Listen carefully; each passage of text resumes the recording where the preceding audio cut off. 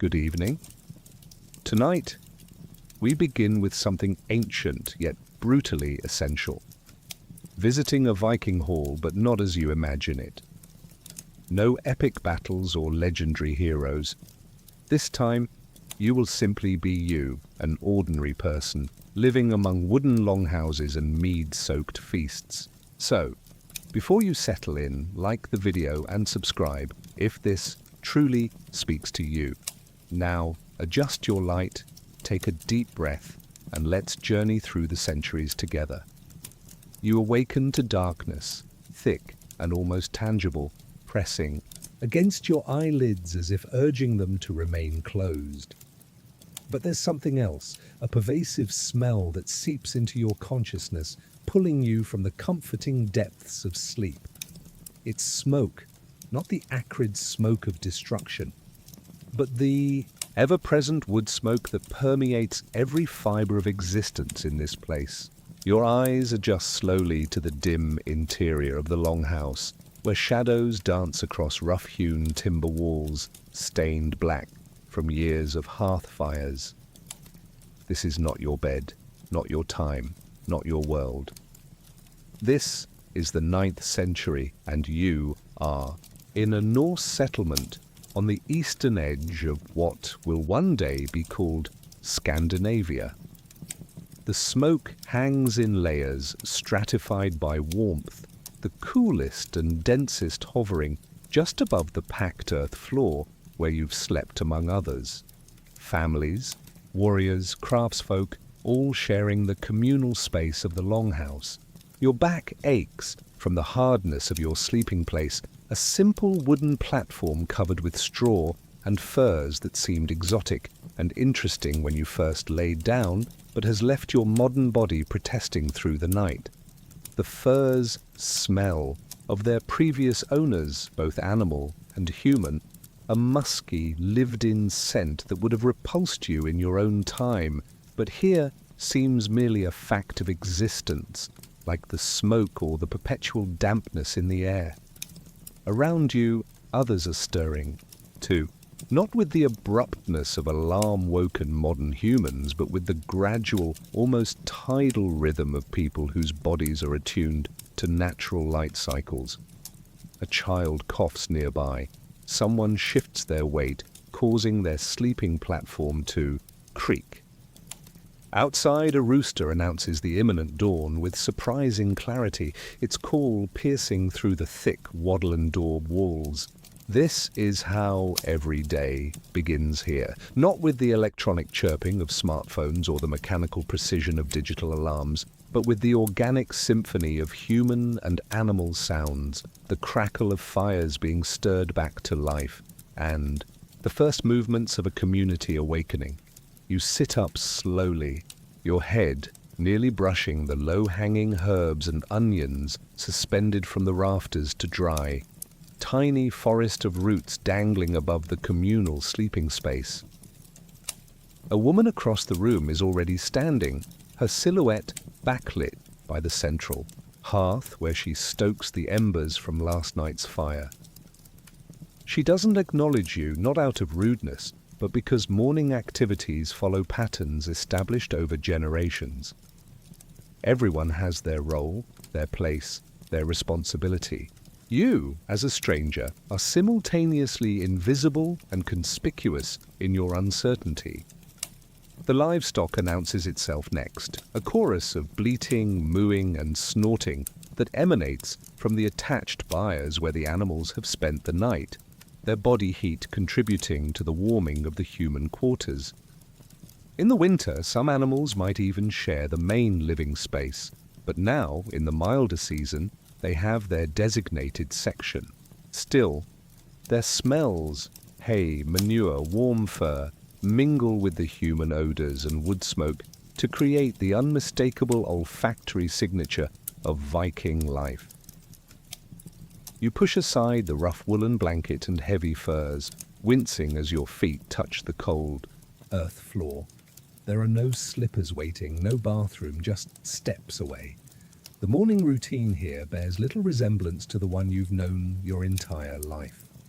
A man nearby grunts what might be a greeting as he passes, heading toward the door. His beard is matted from sleep, his hair, longer than most men wear it in your time, tousled and wild. Others are rising now too, moving with the practiced efficiency of those who have performed the same actions countless mornings before. The door to the longhouse opens, sending a shaft of pale dawn light cutting through the smoky interior like a physical force. The contrast between the fire-warmed inside and the crisp morning air creates visible tendrils of vapor that swirl around the doorway. The man who opened it pauses, framed in the entrance, to take a deep breath of the morning air before stepping outside. You feel compelled to follow, drawn by both curiosity and the practical need to relieve yourself. A need that will not be addressed with porcelain fixtures or privacy. Outside, the settlement is coming to life. The longhouse you've emerged from is one of several arranged in a rough circle around a central open area. Smoke rises from holes in each roof, merging into a collective haze that hovers above the settlement. The air tastes different here, cleaner despite the smoke, devoid of the chemical and exhaust notes that even the most pristine modern air contains. It fills your lungs with sharp, cold clarity, instantly banishing the last clinging cobwebs of sleep. Other people are already engaged in morning tasks. A group of women walk toward a path leading down to the stream, carrying wooden buckets. Men check on animals in small pens adjacent to the buildings. Children old enough for chores scatter like startled birds toward their responsibilities, carrying firewood, fetching water, feeding smaller animals. There's no school bus to catch, no crossing guards or backpacks or lunchboxes. Their education is happening right now in the doing of necessary things. You find yourself standing uncertainly, conspicuously idle in a place where idleness is rare. A woman gestures toward you and then points to the path the others have taken, to the stream. The message is clear enough. It's time for the morning washing ritual, and you are expected to participate. Not out of concern for hygiene as you understand it, but because routines are the backbone of community life. You nod and follow the path, your feet cold on the dew-dampened earth. The stream reveals itself around a bend in the path, catching early sunlight in scattered diamonds across its surface. It's smaller than you expected, but flows swiftly, its water clear enough to see rounded stones on the bottom. The women who arrived before you are already kneeling at the edge, splashing water on their faces and hands. One fills her bucket, the water making a musical splashing sound against the wooden interior. There's conversation, but it's subdued, practical exchanges rather than animated chatter. Morning is for work, not socializing. With some trepidation, you kneel at the stream's edge. The shock of the water against your skin is immediate and breathtaking. It's not merely cold, it's a cold that speaks of mountains, snowmelt, and underground springs. A cold that makes your modern sensibilities recoil, even as it forcefully awakens every nerve ending in your face and hands. The Norse women show no such discomfort, methodically washing their faces, wetting their hair, scrubbing their hands and forearms. Their skin is weathered, bearing the marks of lives spent largely outdoors, working, gathering, farming, enduring. There are no soaps here, no flannels or washcloths, just the purifying cold of the water, and occasionally handfuls of fine sand from the stream bed used to scrub away more stubborn dirt. You mimic their actions, trying to appear as though this is all perfectly normal to you. The water numbs your hands quickly, making them red and clumsy. When you finish, there are no towels waiting, just the cool morning air to dry your wet skin, a sensation both uncomfortable and strangely invigorating. Back at the longhouse, you observe people reaching for their clothing. Layers of linen and wool hung on pegs or stored in small wooden chests. Your own clothing from the future is nowhere to be seen. Instead, you find garments left for you, conspicuously placed where you cannot miss them. The first layer is a linen undershirt, its fabric coarser than any clothing you've ever worn, hand-spun and hand-woven. It scratches against your skin as you pull it over your head. The neckline is looser than you're accustomed to, secured with a small wooden toggle rather than buttons. Over this goes a woolen tunic, heavier than you anticipated, its natural lanolin content making it somewhat water-resistant, but also carrying that distinctive sheep smell that will never completely leave any of your garments here. The wool isn't the processed, softened variety you might find in modern clothing stores. This is functional material designed for warmth and durability rather than comfort. Its weight settles on your shoulders like the reality of where you are. Leggings come next, not the stretchy, synthetic kind from your time, but fitted wool tubes that require cross-gartering to stay in place. The process is unfamiliar and awkward. You fumble with the long strips of fabric meant to wrap around your calves, securing the leggings and providing additional protection. A woman notices your struggle and approaches, her weathered hands moving with practiced efficiency as she shows you the proper technique. There's no verbal instruction, just silent demonstration, her fingers deftly crossing and tucking the gartering in a pattern your hands attempt to memorize. Finally, come the shoes, simple leather affairs that bear little resemblance to the engineered footwear of your century. They're essentially leather wrapped and stitched around your feet with minimal shaping. The leather is stiff at first, but will gradually mold to your feet, or so you gather from watching others wearing well-worn versions of the same. The difference between left and right is minimal, almost non-existent. Your feet feel simultaneously constrained and exposed, the thin leather soles offering little protection against the stones and uneven ground outside. As you finish dressing, you catch a glimpse of yourself reflected in a bucket of water someone has brought in from the stream. The person looking back at you is both familiar and strange, your face, but framed by clothing that transforms you into something other, something belonging to this time and place. It's disconcerting, this visual evidence of your displacement, more so than the discomfort of the strange bed or the cold stream water or the scratchy clothing against your skin. The longhouse has largely emptied while you've been occupied with dressing.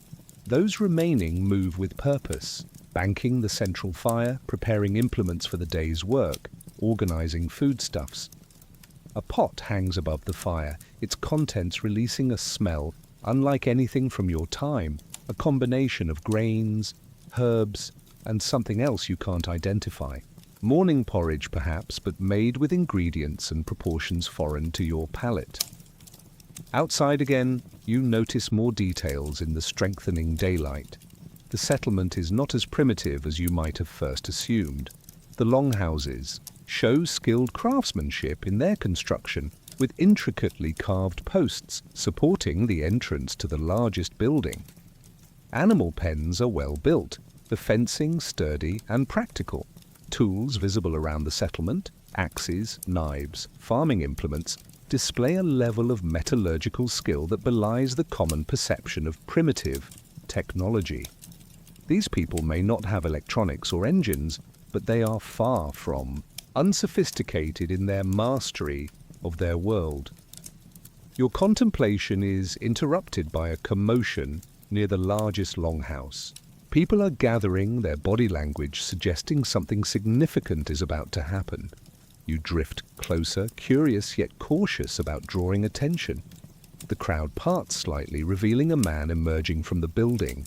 Even without prior knowledge of Viking social structures, you can immediately recognize his importance. It's not just the quality of his clothing, though his tunic shows finer weaving and subtle, decorative elements at the neck and hemline. but the way others respond to his presence, the deference in their postures and expressions. This is the Jarl, the chieftain of this settlement. Not a king exactly, but the local authority, a man whose power derives from a combination of wealth, martial prowess, lineage, and the support of the free men who owe him loyalty. He's older than you expected, perhaps in his 50s, an impressive age in this time, with a beard gone mostly grey but still physically powerful, with broad shoulders and hands that speak of a lifetime of labour and combat before assuming leadership. His eyes scan the gathering, taking in faces, noting who is present and who is not. When his gaze falls on you, it pauses. You are new, unknown, a disruption in the familiar pattern of his community. There's suspicion in that look, but also calculation. Every person represents either a potential asset or liability to the group's survival and prosperity. He seems to be weighing which category you might fall into. The Jarl begins to speak, his voice carrying easily across the gathering without shouting. It's a sound accustomed to command, to being heeded. You don't understand the Old Norse language, of course, but the general content becomes clear through context and reaction. He's discussing the day's necessary work, assigning tasks, reminding people of ongoing projects that need attention. It's a morning briefing of sorts, establishing priorities and expectations. Suddenly he points directly at you. The crowd's attention shifts. Dozens of weather-worn faces turning to stare, with expressions ranging from curiosity to open mistrust. The Jarl continues speaking, occasionally gesturing in your direction. You stand frozen, acutely aware of your outsider status. Then an older man steps forward, positioning himself between you and the Jarl. There's a brief exchange, heads nodding. The older man turns to you, beckoning. You're being assigned to someone, to work, to watch, to learn, to prove your worth, to the community. In this society, everyone contributes, or they don't eat. There are no tourists here, no observers exempt from participation. The older man, who has apparently become responsible for you, approaches with a slight limp, evidence of some old injury. His face is a landscape of creases and weathering, but his eyes are sharp and evaluating. He says something, words you can't understand, but motions for you to follow him away from the dispersing crowd. Others return to their morning activities. The brief assembly concluded, tasks assigned, the rhythm of the day established. You've been incorporated into that rhythm now, no longer just an observer. As you follow your new mentor across the settlement, the sun crests the eastern trees completely, illuminating the village in clear morning light. The dew is already burning off the grasses, steam rising in ghostly tendrils. Another day in the life of this Viking community has officially begun, your first full day among them, experiencing not the sanitized, romanticized version from books or documentaries or films, but the raw, immediate reality of their everyday existence. The smell of wood smoke and livestock, the weight of woolen clothing on your shoulders, the lingering chill of stream water on your face, the watchful evaluation of the Jarl, the morning gathering of a community preparing for collective survival. These are the true elements of Viking life, the mundane details that no history book quite captures. And as you walk beside the limping elder toward whatever task awaits you, one thing becomes abundantly clear. The day has barely begun, and already it demands more physical resilience than your modern life ever required. This is just the first hour of daylight. There are many more to come before you can return to that hard sleeping platform in the smoky longhouse, and each will test your adaptation to this world in ways you cannot yet imagine. Your stomach tightens with hunger as you follow the elder across the settlement. The meagre morning meal, a thin porridge of barley and dried berries, did little to satisfy after your first night of restless sleep on the hard platform. The old man, who others call Torald, gestures toward the edge of the settlement where a group is gathering. Several younger men check crude bows made of yew wood, testing the tension of the strings with calloused fingers. Others sharpen small knives against smooth stones, the rhythmic scraping sound punctuating the morning air. The hunting party is preparing to depart, and somehow you've been assigned to join them. One of the men tosses something toward you, a leather pouch that lands heavily at your feet. Inside are simple hunting tools, a knife with a handle of polished antler, a length of cord made from twisted plant fibers, and a sling fashioned from a piece of leather worn smooth from use. The knife blade shows remarkable craftsmanship, with a slight pattern in the metal, suggesting it was folded and hammered repeatedly during forging. You test its edge with your thumb and pull back quickly. Sharper than you expected, sharper than many modern knives despite its ancient origins. The hunting party moves out with minimal conversation, entering the forest that surrounds the settlement on three sides. The tree line feels like a threshold between worlds. Behind you, the ordered space of human habitation. Ahead, the deeper wild where humans are merely visitors. The forest floor is soft underfoot, centuries of fallen leaves creating a springy carpet that muffles your footsteps. Shafts of morning sunlight penetrate the canopy, in places creating dappled patterns that shift with the breeze. The men spread out, moving with practiced stealth, communicating through subtle hand gestures you struggle to interpret. You stay close to Torald, mimicking his movements as best you can, though your modern body lacks his woodcraft despite his age. He points to tracks in the soft earth, cloven hoofprints leading toward a small clearing ahead. The men position themselves strategically, some with bows ready, others with spears. You grip your knife, acutely aware of how inadequate it feels. Hunting in your time might involve high-powered rifles with telescopic sights, or perhaps compound, bows with mechanical releases and carbon fiber arrows. Here, success depends on intimate knowledge of animal behavior and the ability to get dangerously close to your prey. The wait seems eternal. Your muscles cramp from maintaining an uncomfortable crouching position behind a fallen log. Insects investigate your skin, but you dare not swat them away and risk making noise. Then, almost imperceptibly, Torald tenses beside you.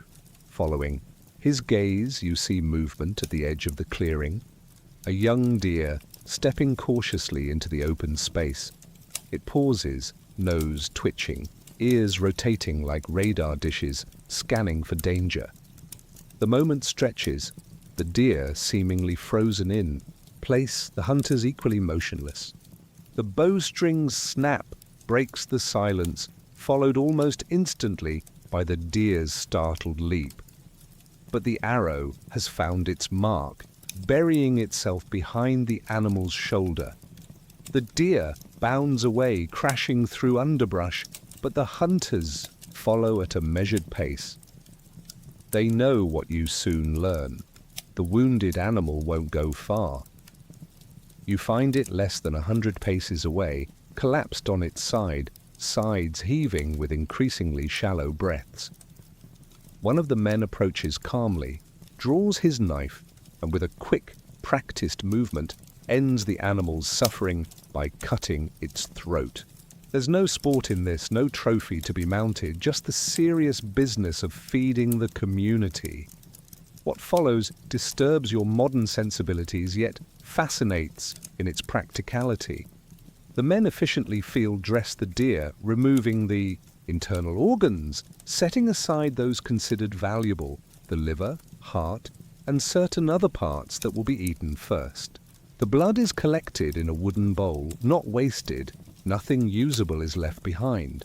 The carcass is then tied to a pole to be carried between two men back to the settlement. Even the inedible parts have purpose. The antlers will become tools.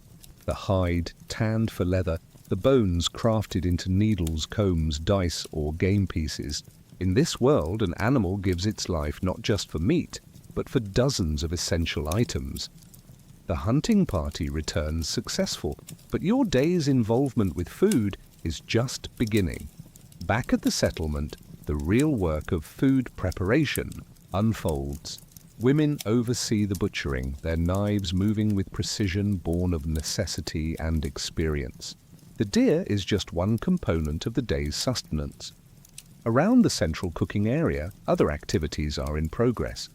Children sort through gathered berries, removing leaves and stems. An older woman kneads a dense dough of coarsely ground grain. A man returns from checking fish traps in the nearby stream, a string of small trout dangling from a willow branch threaded through their gills. You're directed to join a group preparing vegetables, wild onions, turnips cultivated in the small plots adjacent to the longhouses, and foraged greens whose names you don't know. The work is mindless but somehow satisfying, connecting you to a food chain more visible and immediate than the sanitized, packaged version of your modern experience. There are no grocery stores here, no refrigerators or freezers, no preservatives, or artificial colorings or flavor enhancers. Food exists in a perpetual state of either growing, being harvested, being prepared, being preserved, or being eaten. The cycle never pauses. As midday approaches, the central cooking fire grows to accommodate large iron cauldrons suspended from tripods. These vessels, you realize, represent significant wealth. Iron was valuable, and the skill to shape it into such large and useful forms even more so. One cauldron begins to simmer with the morning's venison cut into chunks along with root vegetables, wild herbs, and a measure of precious salt. The scent changes as it cooks, growing richer, more complex, drawing people from their various tasks to check its progress or add an ingredient. This communal stew is the heart of Viking nutrition, a perpetual pot often kept simmering for days, with new ingredients added as old ones are consumed. Nothing resembling a modern dining schedule exists here. People eat when hungry and when food is available, though larger communal meals do occur at significant times of day. Children snatch pieces of bread or dried fruit between tasks. Working adults might pause briefly to eat something held in one hand while continuing their labor with the other. The modern luxury of sitting down specifically to enjoy food is largely absent from everyday life. You watch an elderly woman add something to the stew that looks like dried mushrooms, followed by a handful of crushed herbs that release a fragrant aroma when they hit the hot liquid. There's no recipe book, no measuring cups or spoons, just generations of knowledge passed down, adjusted through experience. She stirs with a long wooden spoon, taste tests with a smaller one, nods to herself, adds a bit more salt. This is cooking by intuition, by memory, by touch and smell and taste. As the day progresses toward evening, activity around the cooking area intensifies. The successful hunt has created an atmosphere of modest celebration. Not a feast, those are reserved for special occasions, but an evening meal slightly more abundant than usual. People begin to gather, bringing wooden bowls and spoons carved with personal designs or runes. There's a subtle excitement in the air, the collective anticipation of community nourishment. The layout of seating for the meal reveals much about Viking social structure. The Jarl and his family take their places closest to the main hearth, on benches covered with furs. Others arrange themselves roughly according to status. Respected warriors and craftspeople, nearer the leaders, the youngest and lowest ranked, toward the periphery. You find yourself somewhere in the middle, your position as a stranger granting you neither particular honor nor relegation to the edges. Before eating begins, there's another ritual you hadn't anticipated, the pouring of mead. A woman, clearly important from her elaborate brooch, and the deference shown her, the Jarl's wife perhaps, moves among the gathered people with a ceremonial drinking horn.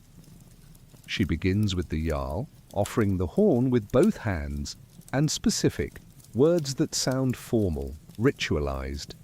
He drinks and returns it to her, whereupon she moves to the next, most important person, repeating the ceremony. The horn makes its way gradually through the gathering, the mead within replenished from a wooden barrel when needed. When the horn reaches you, the woman's eyes assess you with undisguised curiosity. The mead inside gleams amber in the firelight. You accept it as you've seen others do, taking a cautious sip. The flavor is nothing like modern alcoholic beverages. It's honey-sweet yet complex, with notes of herbs and flowers and a strength that warns you immediately to be careful. This is not merely a recreational drink, but liquid energy, precious calories, preserved sweetness from the summer, transformed into winter sustenance. When you return the horn, the woman gives a slight nod, as if you've passed some minor test, by participating properly. Finally, the meal itself is served, the stew ladled into individual bowls. There are no forks, only spoons and knives that serve as both utensils and personal tools. The bread is dense and coarse, nothing like modern wheat bread, but effective for sopping up the rich liquid from the stew. You notice most people have their own knives, often carried on their belts, used for everything from cutting meat to carving wood to personal defense. Your borrowed knife serves the purpose well enough, though it marks you as someone without your own possessions. The first taste of the stew surprises you. Despite the primitive cooking methods, it's remarkably flavorful, gamey from the venison, earthy from root vegetables and mushrooms, aromatic from wild herbs. What it lacks in refinement, it makes up for in honest intensity of flavor. There's little conversation during eating. Food is serious business, not to be wasted on idle chatter. People focus on nourishment, on replenishing bodies, taxed by constant physical labor. Only after the edge of hunger dulls does talking resume, the atmosphere gradually relaxing. As the meal proceeds, you become aware of subtle gestures of food sharing. A mother slips an extra piece of meat into her child's bowl. An elderly craftsman, perhaps unable to chew the tougher portions, receives more of the softer vegetables. A successful hunter might ostentatiously add a choice piece to someone else's portion, a display of generosity that doubles as a reminder of their skill and contribution. Food is never merely food here. It's currency, politics, social bonding, status marking. Your attention shifts to preservation activities happening concurrent with the meal. Not all the day's hunt was cooked immediately. In a corner of the longhouse, women slice some meat into thin strips to be smoked or dried. Others pack pieces into crocks with salt, a precious commodity likely traded from far away, possibly obtained from coastal salt pans or through extensive trade networks. A mixture of whey and herbs becomes a preserving liquid for certain vegetables. Nothing goes to waste because nothing can afford to be wasted. The most fascinating preservation technique you observe involves a large wooden trough filled with what appears to be fermented fish. The smell is potent, almost overwhelming to your modern sensibilities, but others approach it with anticipation, taking small portions as a condiment to their stew. This, you later learn, is preserved fish, a staple of Norse cuisine, providing protein during lean times. The fermentation process, controlled by salt and naturally occurring bacteria, transforms perishable fish into a resource that lasts months. It's neither pleasant nor unpleasant to these people, simply necessary, a technique developed through generations of finding ways to extend food availability beyond its natural season. As night falls completely outside, the longhouse becomes a self-contained world illuminated by the central hearth and scattered tallow lamps that cast wandering shadows across the timber walls. The meal gradually transitions into evening activities. Some mending tools or clothing, others telling stories or playing simple board games with pieces carved from antler or bone. Food and its preparation never fully leave center stage, though. Someone stirs the remaining stew, which will form the base of tomorrow's pot. Another adds fuel to the smoking rack where fish slowly transform from perishable to preserved. Your first full day among these people has revolved largely around food, hunting it, preparing it, preserving it, consuming it, not as recreation or pleasure primarily, though there's evident satisfaction in both the process and result, but as the central axis around which all other activities revolve. Without consistent success in these food-related tasks, nothing else in Viking life would be possible. Not the raids depicted in modern media, not the exploration, not the religious ceremonies or artistic expressions. The foundation of everything is this: finding enough to eat today while ensuring there will be enough tomorrow. As people begin settling towards sleep, re-establishing their places on the platforms around the longhouse's perimeter, you find yourself reflecting on how distant this relationship with food is from your own time. No refrigerators humming in the background, no midnight snacks, no dietary trends or restaurant reviews or cooking shows. Just the elemental cycle of hunger and satiation, scarcity and providence, labor and reward. Your tired body welcomes the rest to come, but your mind catalogues the lessons of the day. Chief among them that food here isn't merely consumed, it's earned through collective effort and intimate knowledge of the natural world. Dawn arrives with the same smoke-laden air. An animal sounds as the previous day, but your body feels different. Muscles sore in unfamiliar places, hands slightly raw from unaccustomed work. The rhythm of the Viking settlement waits for no one, however, and you find yourself swept into the day's activities before fully processing the strangeness of your situation. Torald appears at your side as you finish the morning porridge, motioning for you to follow. Today, it seems, you're to learn something of Viking craftsmanship. He leads you to a small structure set slightly apart from the main longhouses, a forge you realize as the distinctive smell of hot metal and coal reaches your nostrils. The building is simple but thoughtfully constructed, with a roof vent to release smoke and wide doorways to allow air circulation. Inside, the temperature rises noticeably. At the center sits a stone forge with a small crucible, around which various implements hang from the walls or rest on crude shelves.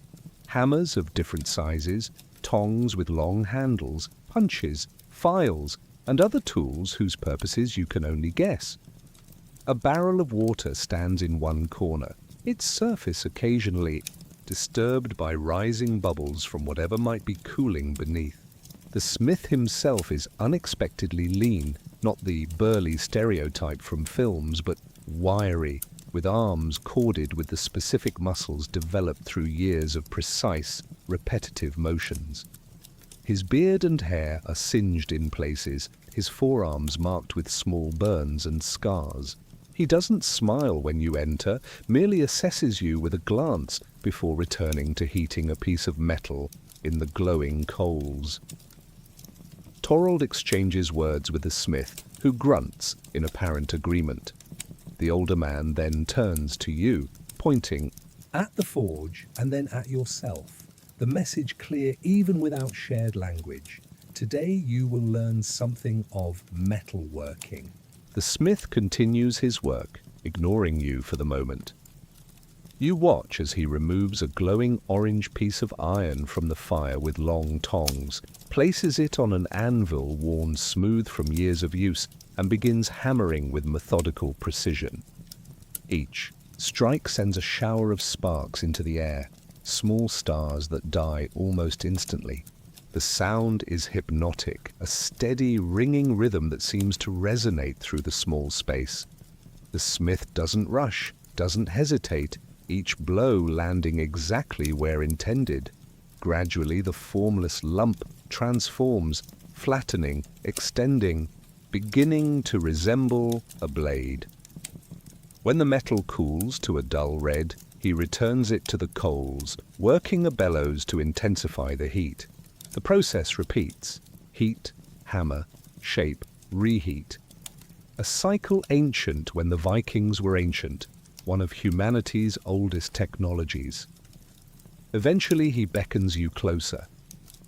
From a nearby table, he selects a smaller piece of iron, perhaps the size of your palm, and hands it to you. It's heavier than expected, dense with potential.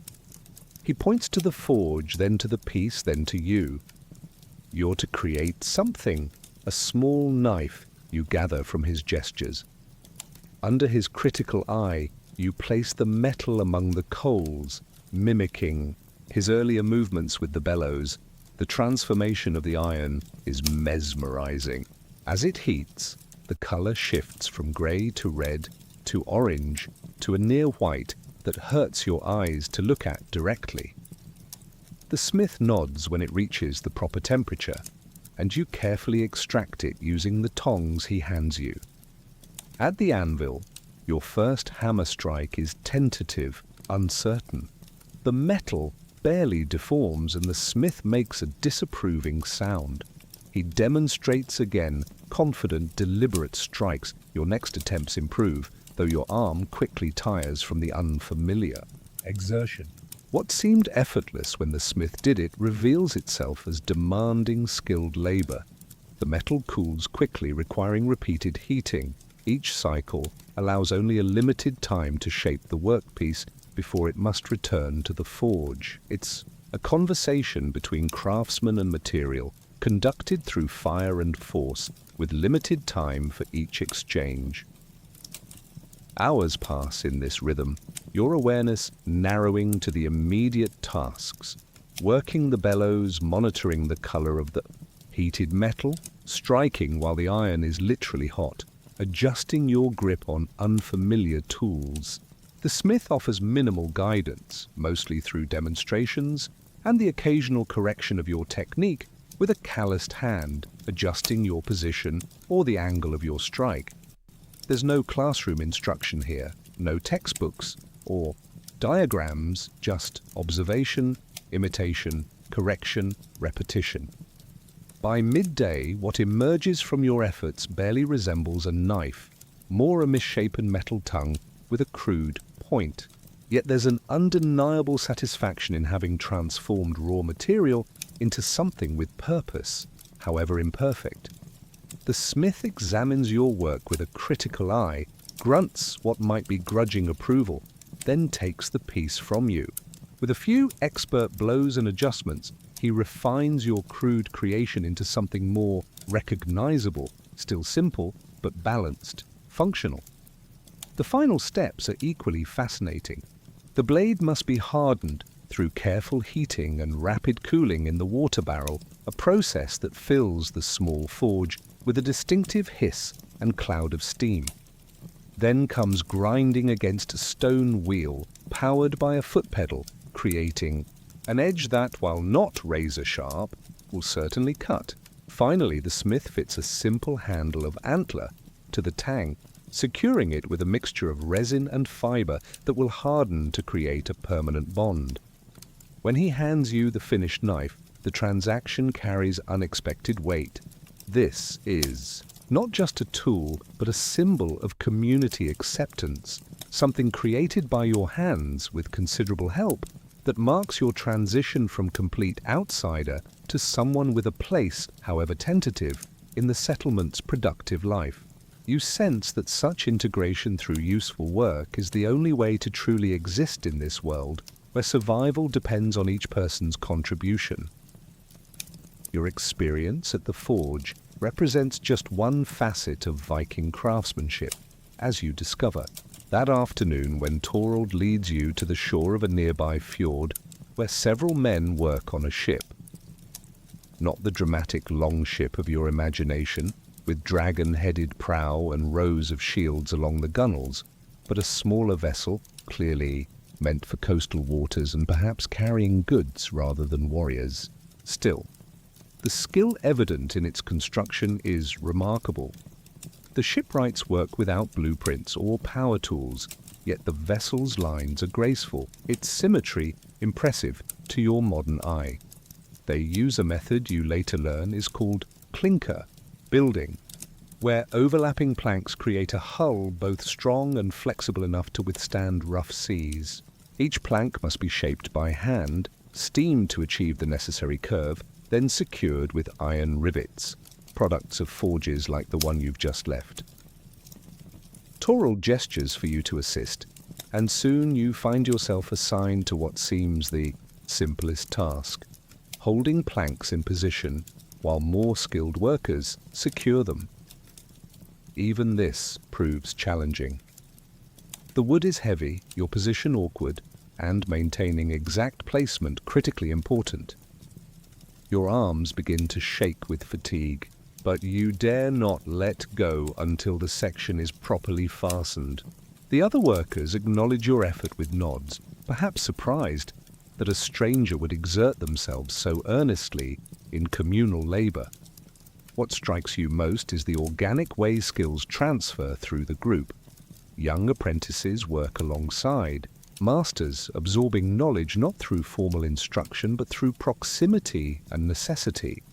They begin with basic tasks, preparing materials, holding tools, observing, before gradually attempting more complex aspects of shipbuilding under watchful eyes. Questions are rare. Learning happens primarily through observation and carefully monitored practice. The physical toll of this work becomes increasingly apparent as the afternoon progresses. Your back aches from bending, your hands develop blisters that break and reform, splinters embed themselves in your fingers, yet around you others endure the same discomforts without complaint. This is simply the cost of creation, of survival, accepted as naturally as breathing. The modern expectation of comfort, of ergonomic concerns and scheduled breaks has no place here. As the sun begins its descent toward the western horizon, activity at the shipbuilding site winds down. Tools are carefully cleaned and stored. Each represents significant value in a world where their creation demands considerable time and skill. The incomplete vessel is secured against weather, materials organized for the next day's work. There's pride evident in the workers' movements, in their inspection of the day's progress. They're creating something that will extend the community's reach, carry its goods to distant markets, return with resources unavailable locally, a literal vessel of prosperity. Walking back to the settlement, you notice a commotion near the main approach path. A small group of strangers has arrived, traders, judging by the loaded pack horses and unfamiliar clothing styles. Their appearance triggers a subtle but significant shift in the settlement's atmosphere. Children run to spread the news, people emerge from longhouses to assess the visitors. The Jarl appears to formally greet them. In this isolated community, such arrivals represent crucial links to the wider world. The traders are welcomed into the main hall, but commerce begins almost immediately. From their packs emerge goods exotic to this northern community, lengths of finely woven cloth in colors not achievable with local dyes, small containers of spices whose aromas hint at distant lands, glass beads glinting in the late afternoon sun, iron tools of superior quality to those produced locally. The settlement's residents gather, examining these treasures with undisguised interest. What follows is a complex dance of negotiation and exchange. Some items trade for silver, small pieces cut from larger arm rings or coins, weighed on portable scales the traders carry. Others move through direct barter, local furs, amber, honey, or walrus ivory exchanged for imported luxuries. The relative values aren't immediately obvious to you, but patterns emerge as you observe. Practical items, better needles, superior knife blades, command respect and fair prices. Pure luxury goods, the glass beads, fragments of silk, inspire more contentious bargaining. The confusion of currencies fascinates you. Silver pieces change hands alongside Byzantine coins, Arabic dirhams, and Frankish deniers. A physical reminder of how far Viking trade networks extended. Each coin is scrutinized, tested by biting or scratching, weighed rather than counted. Their value lies not in denomination, but in metal content. You watch one woman trade a beautiful amber pendant for several silver pieces, which she immediately adds to a necklace worn inside her clothing. Portable wealth, personal security. As evening approaches, the trading gradually gives way to socializing. The visitors are offered food and drink, the atmosphere becoming more festive. They carry not just goods, but news, stories, information about distant places and events. In a world without mass communication, these travelers serve as living newspapers, their tales as valuable as their merchandise. People gather to listen, to learn, to momentarily experience a wider world through second-hand accounts. Darkness falls fully, and the day's various labors transition into an evening gathering in the main longhouse. The central hearth blazes higher than usual, illuminating faces with flickering orange light. Food circulates, not a formal meal like the previous evening, but continuous sharing of provisions, supplemented by mead and ale in quantities that suggest slight celebration. The atmosphere balances between practical assessment of the day's accomplishments and social bonding through shared experience. Your knife, the small blade created under the smith's guidance, attracts some attention. You've kept it visible, a tangible symbol of your willingness to contribute, to learn, to adapt to the community's ways. Several people examine it, testing its edge with calloused thumbs, weighing its balance. The smith himself, now off-duty and slightly mellowed by drink, demonstrates with exaggerated gestures how your hammer technique needed correction, drawing good-natured laughter from those nearby. The shipbuilders similarly recount the day's progress, using their hands to describe shapes and solutions to construction challenges. Their conversation, though incomprehensible in its specific words, follows patterns recognizable across time, the universal language of craftspeople discussing their trade, evaluating materials, proposing improvements. There's an energy to these exchanges, a genuine passion for the work itself beyond mere necessity. As the evening progresses, someone produces a small, harp-like instrument. The conversation dims as music rises, simple melodies that somehow capture the essence of this northern world, its harshness and beauty, its isolation and community. Others join with voice or drum. These are not performance pieces for passive audiences, but communal expressions, threads binding individual experience into collective identity.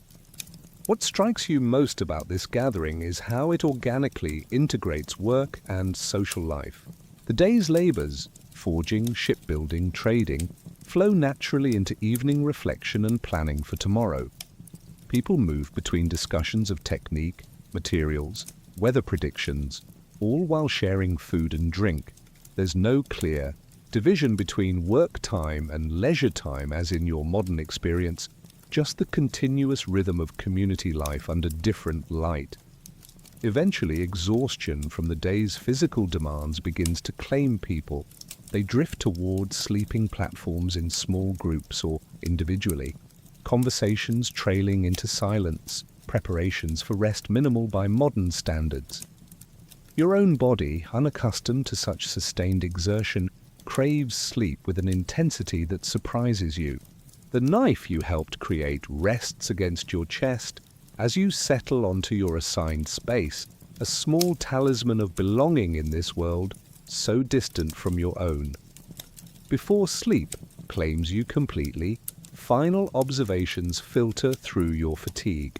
The work you witnessed and participated in today, metalworking, shipbuilding, trading, represents not just survival activities, but expressions of Viking culture's core values. The attention to craftsmanship, even in utilitarian objects, the willingness to endure physical hardship in service to creation, the complex social negotiations around value and exchange, all reveal a society more sophisticated than often portrayed, rich in practical knowledge connected to a wider world despite geographical isolation. As your consciousness fades, you realize that what modern people might call work constituted nearly every waking moment here, yet without the modern separation between labor and life. Here, the two are inseparable, indistinguishable, craft and community, making and being, all part of the same continuous human experience. Your last thought before sleep claims you is that perhaps this integration contains wisdom lost in your time's compartmentalized existence, where work is something done elsewhere, separate from real life rather than its central, defining element. Morning arrives with a different routine than you expected. After the now familiar awakening in the smoky longhouse and the simple breakfast of porridge, you notice several people gathering bundles of cloth and small wooden containers. Torald approaches, gesturing for you to join the group. Today, it seems, is devoted to personal care, a communal bathhouse visit that will challenge your modern preconceptions about Viking hygiene. The bathhouse stands a short walk from the main settlement, built partially into a hillside near a small stream. Smoke rises from a vent in its roof, suggesting it's already been prepared for use. The structure is more substantial than you anticipated, a rectangular building of timber and stone with a low entrance that forces visitors to duck their heads upon entering. The symbolism isn't lost on you. This transition marks a boundary between the ordinary world and a space of ritual cleansing. Inside, heat envelops you immediately. Not the dry heat of a modern sauna, but something more humid, heavy with herbal scents you can't identify. Stone benches line the walls, already occupied by several settlement residents in various states of undress. Your modern sensibilities regarding modesty seem irrelevant here. Bodies are simply bodies, their care a practical concern rather than a private sexualized activity. Still, you hesitate briefly before following the example of others, removing your woolen garments and setting them aside. The central feature of the bathhouse is a stone-lined pit filled with heated rocks, occasionally doused with water from wooden buckets to create billowing clouds of steam. The temperature rises noticeably with each new cloud, forcing sweat from your pores almost immediately. Around you, conversations continue uninterrupted, the bathhouse clearly serving as much as a social space as a hygienic one. You notice that certain seating positions seem reserved for higher status individuals, the Jarl occupying a slightly elevated bench in one corner, others arranged in proximity that reflects their standing in the community. A woman moves through the space carrying a bundle of leafy branches, birch, you think, softened by soaking in hot water. She distributes these, and you watch as people begin to gently strike themselves and each other across the shoulders, back, and limbs with the branches. When one is handed to you, Torald demonstrates the technique, showing how this practice stimulates blood flow to the skin. The sensation is unusual but not unpleasant, a tingling warmth that intensifies the sweating process. What surprises you most is the attention to detail in personal grooming. Despite the limited resources available, people here clearly care about their appearance.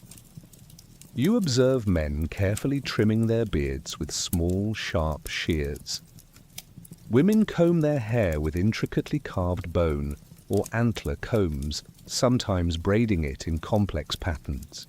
These tools are personal possessions, carried to the bathhouse in small pouches or boxes, many showing signs of long use and careful maintenance.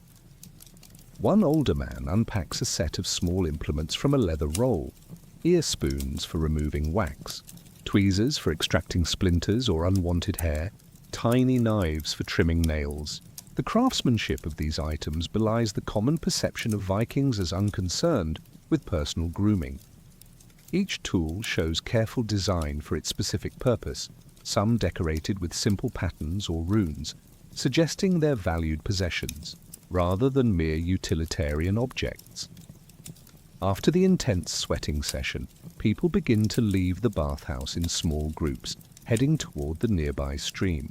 You follow, experiencing an almost shocking transition from extreme heat to cool air.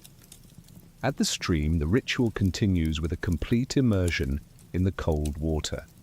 The temperature difference steals your breath momentarily, but the sensation afterward is one of extraordinary invigoration, your skin tingling with increased circulation, your mind unusually clear.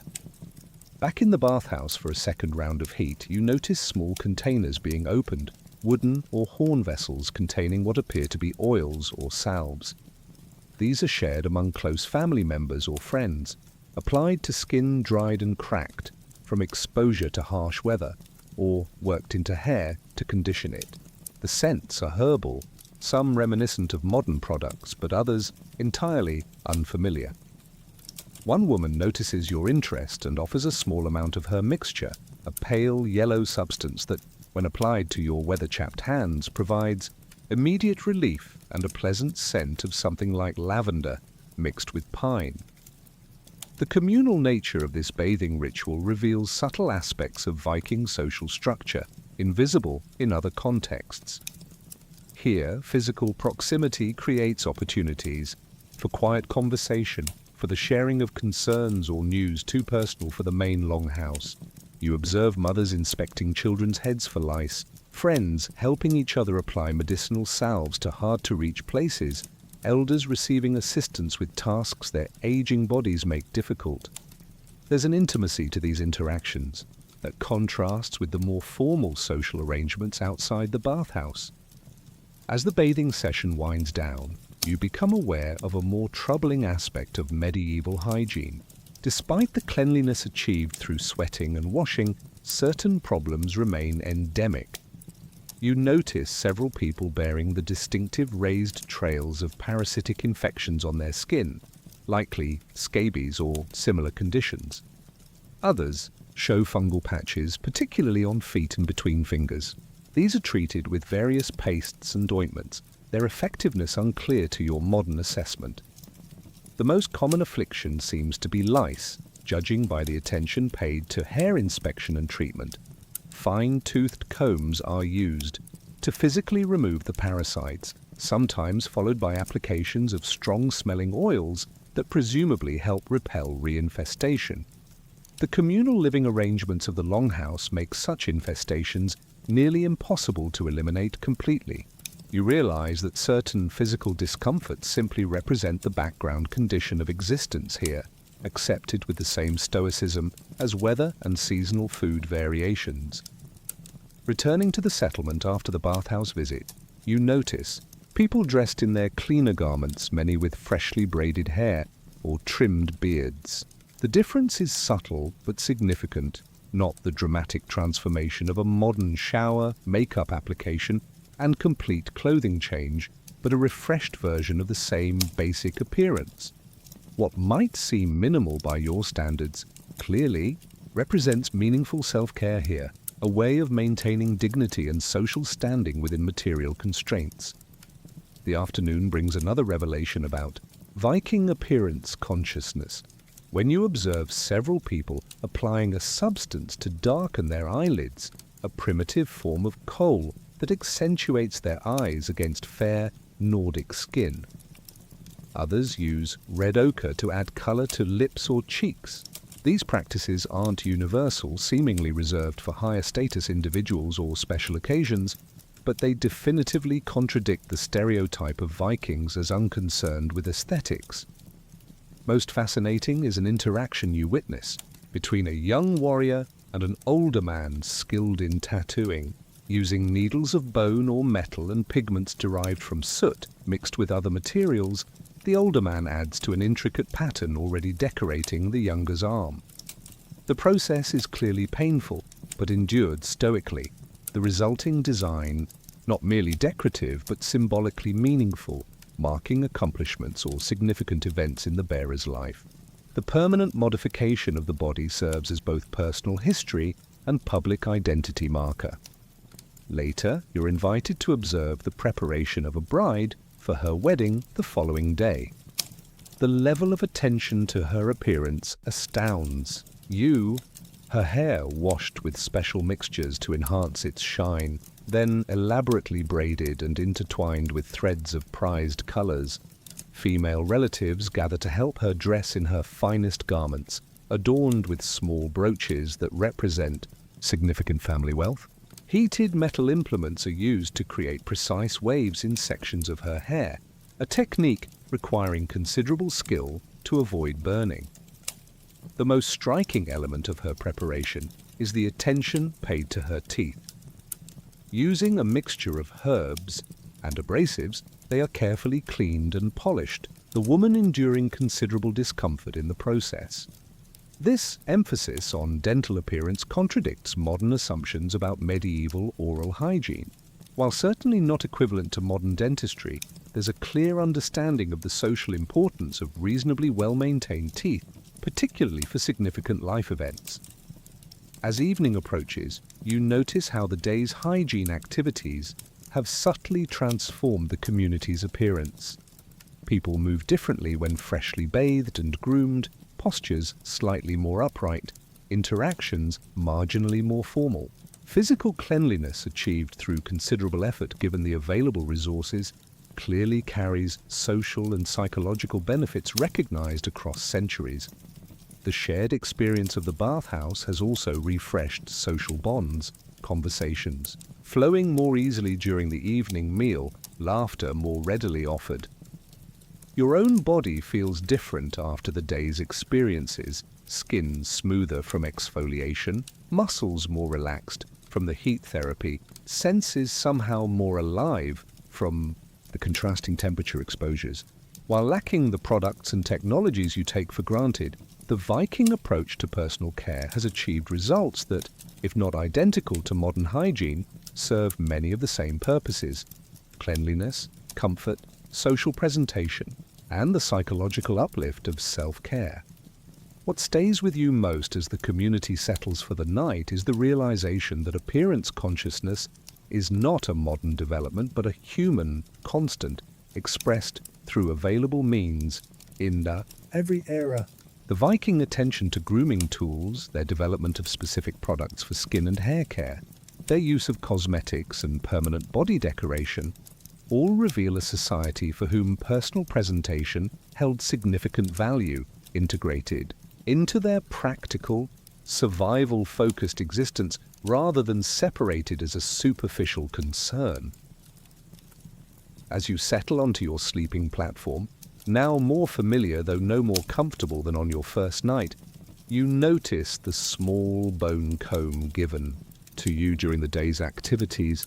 Simple yet carefully crafted, it represents something profound about this culture, that even in the challenging conditions of medieval Scandinavia, with limited resources and constant survival pressures, people carve out space for beauty, for self-expression, for the fundamentally human desire to present their best selves to their community. The small oil lamp nearby casts enough light for you to examine the comb more closely. Its teeth are precisely spaced, the handle bearing a simple carved pattern of interlaced lines. Not a disposable item like the plastic combs of your time, but something made to last a lifetime, to be carried always, to be passed down perhaps, to a child or grandchild. In its humble functionality and careful craftsmanship lies a different relationship to objects than you're accustomed to. Fewer possessions overall, but each invested with greater meaning, care, utility. Sleep approaches more easily tonight, your body relaxed from the bathhouse ritual, your mind processing the day's revelations about this culture so distant yet connected to your own. As consciousness fades, you reflect that cleanliness and self-care, far from being modern preoccupations, might be among the most ancient and universal of human concerns. adaptive behaviors wrapped in cultural practices, linking your experience to those who occupied this same space a millennium before your time. Your final thought before drifting off centers on the paradox revealed today that these people, often depicted as crude and uncivilized in popular imagination, demonstrate in their hygiene practices a sophistication that challenges such simplistic characterizations. Their methods differ from yours, their standards exist within different constraints, but their fundamental concerns, health, comfort, social presentation, dignity, mirror your own across the vast divide of centuries.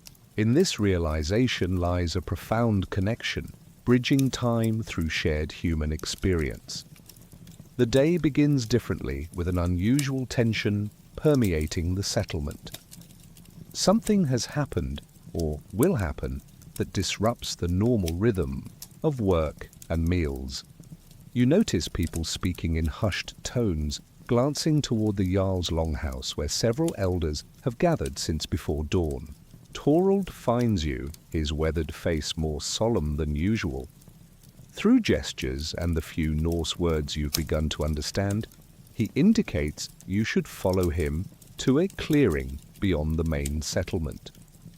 The clearing opens dramatically at the forest's edge, a roughly circular space perhaps 50 paces across, encircled by ancient oak trees whose massive trunks and spreading branches create a natural boundary between mundane space and something more significant. At the center stands a rough-hewn wooden post carved with symbols you recognize from historical accounts as runes, though their specific meanings remain opaque to you. The ground around this post has been cleared of vegetation, the earth packed, firm by generations of feet during countless ceremonies. People gather slowly, arriving in small groups, their usual morning chatter subdued. You notice they've dressed differently today, not in their finest clothes as for a celebration, but in specific combinations that suggest ritual significance. Some wear amulets not displayed on ordinary days, small hammers of iron or silver that you recognize as Thor's hammer, Mjolnir. Others wear glass beads or amber pendants inscribed with unfamiliar designs. Even the settlement's children, normally energetic and difficult to corral, stand quietly beside parents or older siblings, sensing the day's gravity. The Jarl arrives, last, accompanied by a figure you haven't seen before. An older man with a staff, topped by unusual carvings, wearing a cloak adorned with small metal objects that create a subtle music with his movements. This, you realize, must be a religious specialist of some kind, what later generations might call a shaman, seer, or priest, though none of these modern terms would precisely capture his role in this community. His eyes scan the gathered crowd, pausing briefly when they reach you, the stranger, the outsider, the unknown quantity in a ceremony where every element holds meaning. The reason for the gathering soon becomes apparent. Two men bring forward a goat, its coat black with a distinctive white pattern across its face. The animal seems calm, unaware of its purpose here. A hush falls over the assembly as the staff-bearer begins to speak, his voice carrying easily across the clearing without shouting. Though you cannot understand his words, the rhythmic quality suggests a formal invocation, perhaps addressing the gods directly or explaining the purpose of the gathering to the community. What follows disturbs your modern sensibilities while simultaneously fascinating the historical observer in you. The black goat is led to the central post, where a shallow depression in the earth becomes apparent, a place for blood to collect. The ceremonial leader produces a knife unlike those used for everyday tasks, the blade's pattern suggesting it was created specifically for ritual use, perhaps never touching mundane materials. With practiced movements that bespeak countless previous ceremonies, he slits the animal's throat in a single fluid motion. The goat's death is quick, its blood collected in wooden bowls held ready by assistants. There's no cruelty here, No unnecessary suffering inflicted, just the efficient transfer of life from one realm to another, a transaction between community and gods. The animal's body is carefully laid aside to be prepared later for the communal meal that will complete the ceremony. Not a sacrifice in the sense of waste or destruction, but a sacred sharing. The community giving up something valuable, consuming it together, and offering a portion symbolically to their deities. The blood collected in bowls becomes the focus of the next phase. The staff bearer dips a bundle of twigs into one bowl, then moves around the circle of participants, sprinkling each person lightly. When he reaches you, there's a moment of hesitation. You are not of this community, not a worshipper of these gods. But after a brief exchange of glances with the Jarl, he includes you in the ritual aspersion. The droplets are warm against your face and hands, a physical connection to the life force so recently flowing through the sacrifice. More surprising is what happens next.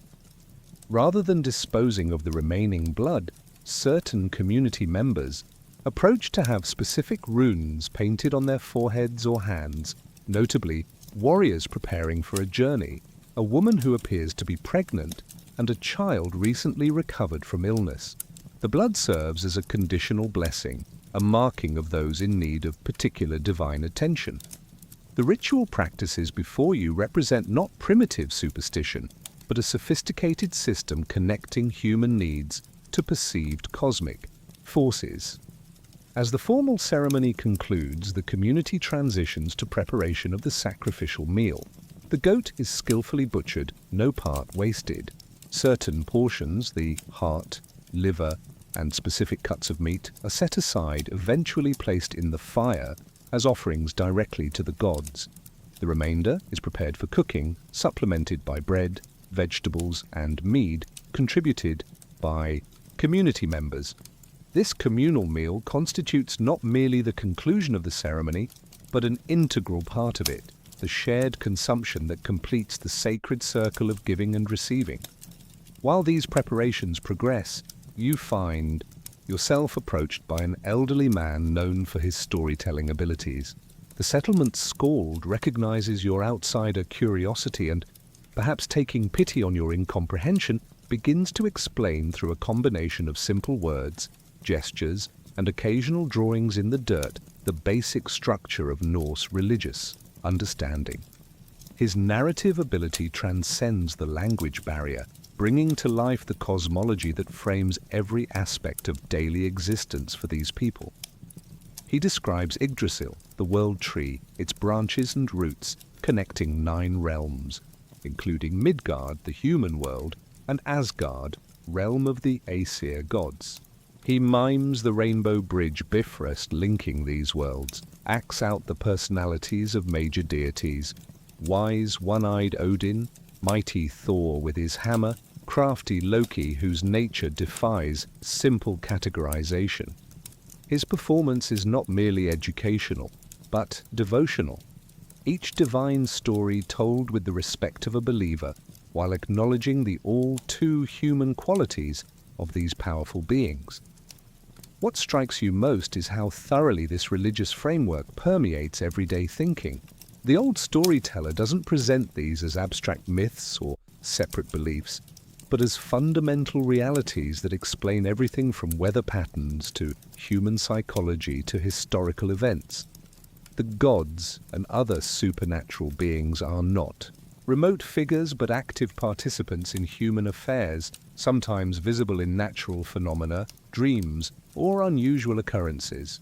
Their influence is assumed in success or failure, in health or illness, in the smallest details of daily existence. As evening approaches, the settlement's focus shifts to preparation for tomorrow's seasonal festival. Young people collect specific types of wood for the ceremonial bonfire, others prepare decorations of carved wood and braided straw. Children practice simple songs under an elder's guidance. What might seem like mere festivities to modern eyes reveals itself as deeply religious in nature, each element symbolically significant, each preparation a devotional act, connecting human community to cosmic cycles. You're invited to help create what appears to be a straw effigy, a humanoid figure assembled from bundled grain stalks saved from the previous harvest. The woman directing this activity shows particular care in the binding techniques, correcting your attempts when they deviate from tradition. Though you cannot understand her explanations, it becomes clear that this is not merely decoration, but representation, perhaps of a deity, an ancestor, or the collective spirit of the harvest itself. The precise way it's constructed matters as much as its final appearance. As darkness falls, the community gathers again, this time around a large fire built at the edge of the settlement. The atmosphere differs from morning's solemnity. There's laughter, music from simple drums and stringed instruments, cups of mead passed freely. Yet underlying the apparent festivity is a ritual structure evident to your now more perceptive eye. The seating arrangement follows cosmic symbolism. The timing of specific activities aligns with stellar movements.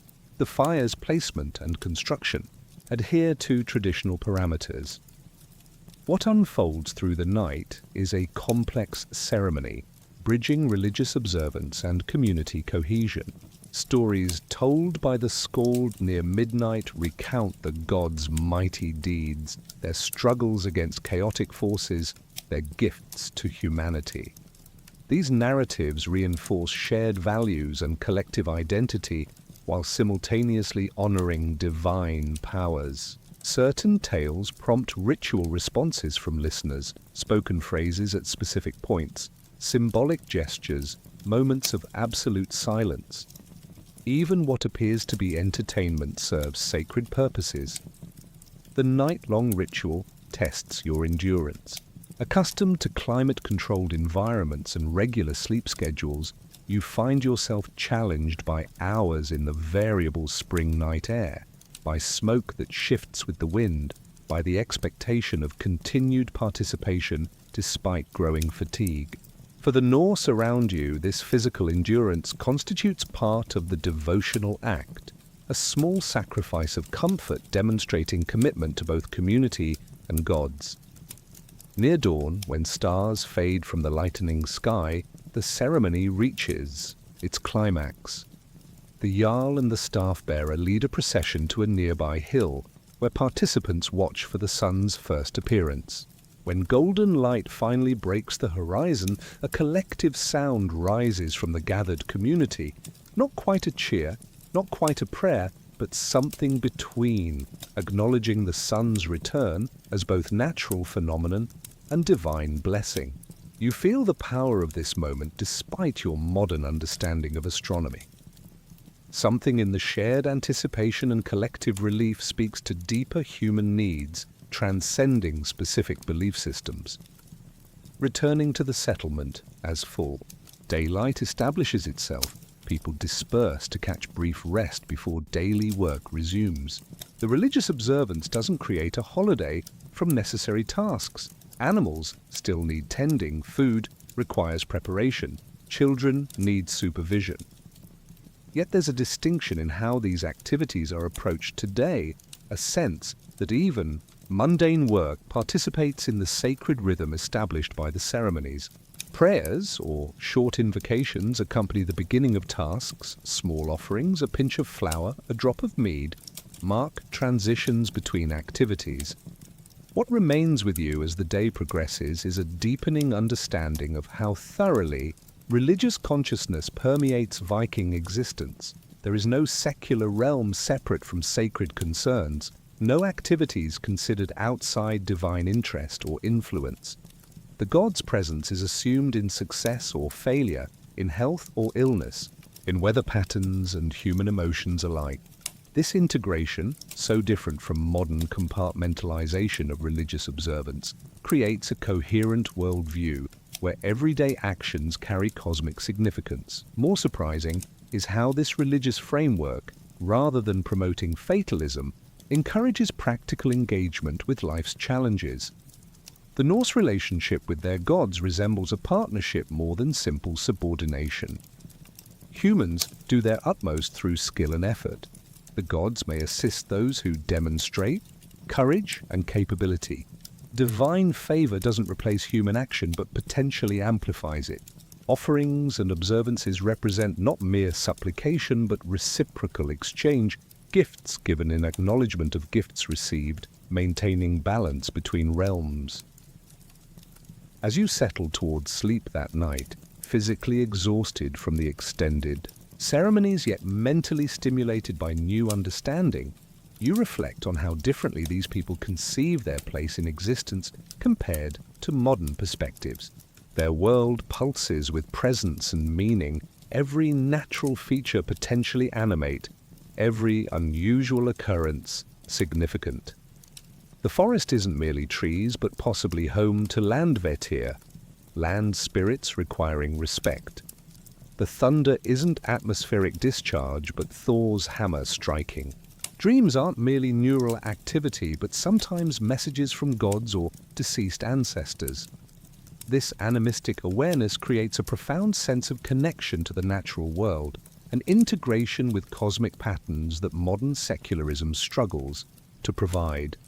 Without romanticizing the genuine hardships of Viking life, you recognize something valuable in their religious consciousness, a framework that positions humans neither as insignificant accidents in an indifferent universe, nor as entitled masters of creation, but as participants in a complex, intersecting set of relationships extending from the most mundane daily tasks to the grandest cosmic cycles.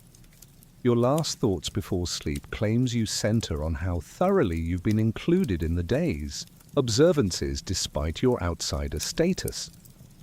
Perhaps hospitality itself carries religious significance here, the stranger potentially a god in disguise, as some Norse tales suggest. Or perhaps they recognize that ceremonial inclusion serves practical, community purposes, binding even temporary members into the social fabric. Whatever the reason, your participation has shifted something in your relationship to these people, no longer merely observer, but, however briefly, participant in their sacred world. The morning dawns with an unfamiliar sensation pressing against your consciousness, a heaviness in your limbs, an ache behind your eyes, a slight but noticeable difficulty in swallowing. Illness has found you, as it eventually finds everyone in this pre-antibiotic world. Your modern body, accustomed to purified water and sanitized food, has finally succumbed to some medieval pathogen.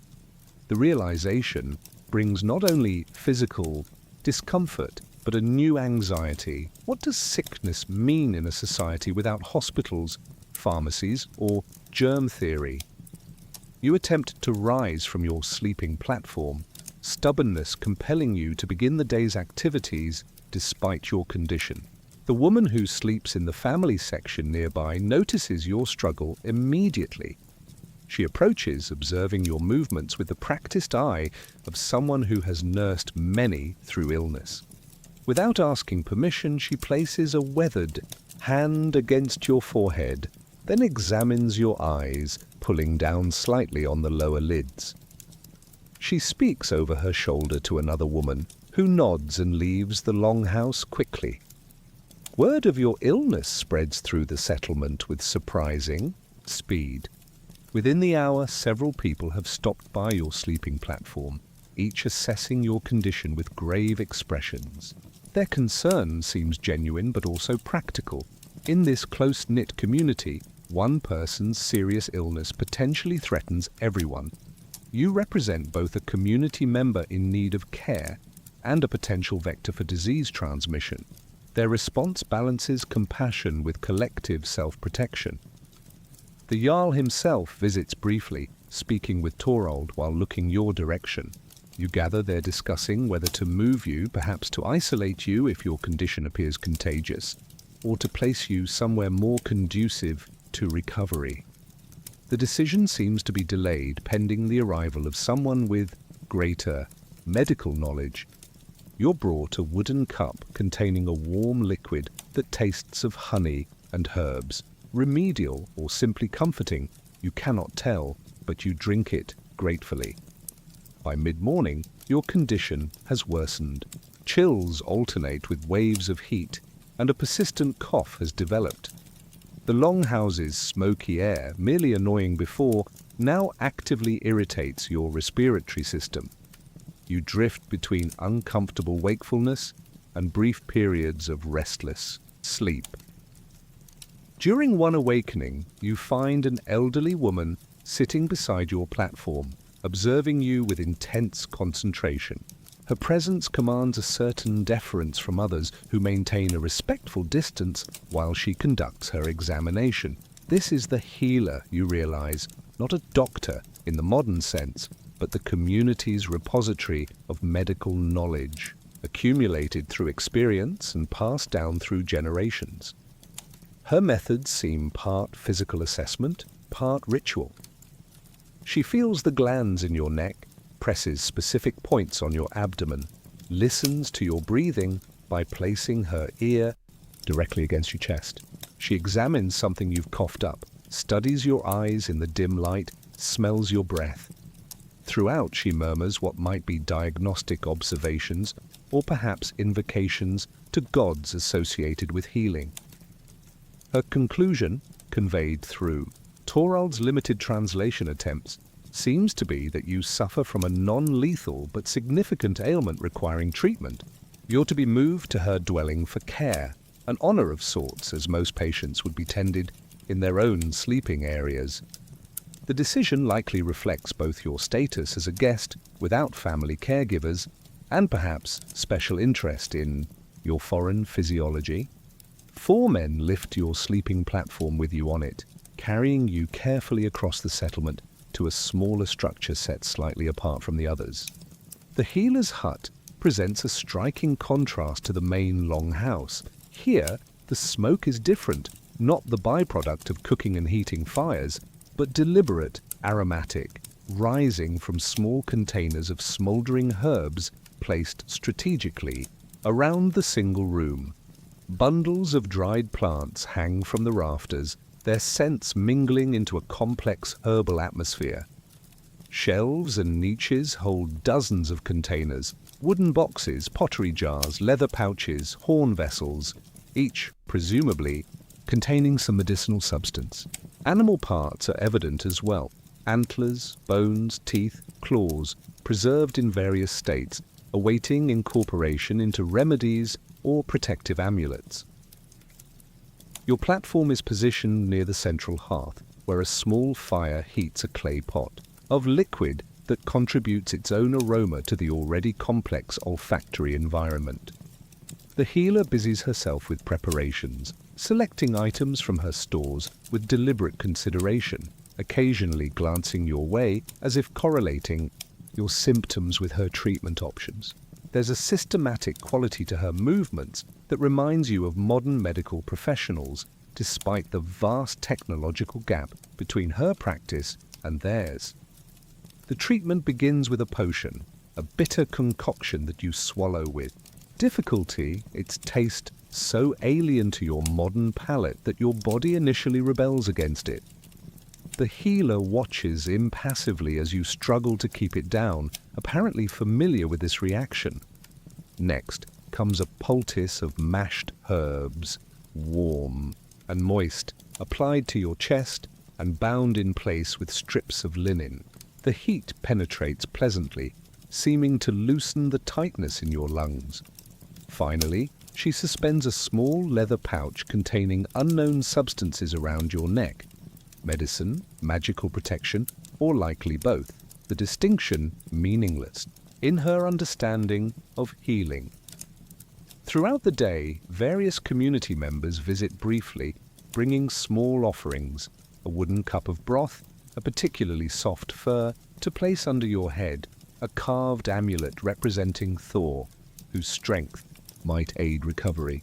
These gestures reveal a community approach to illness. While specialized knowledge resides with the healer, care involves collective responsibility.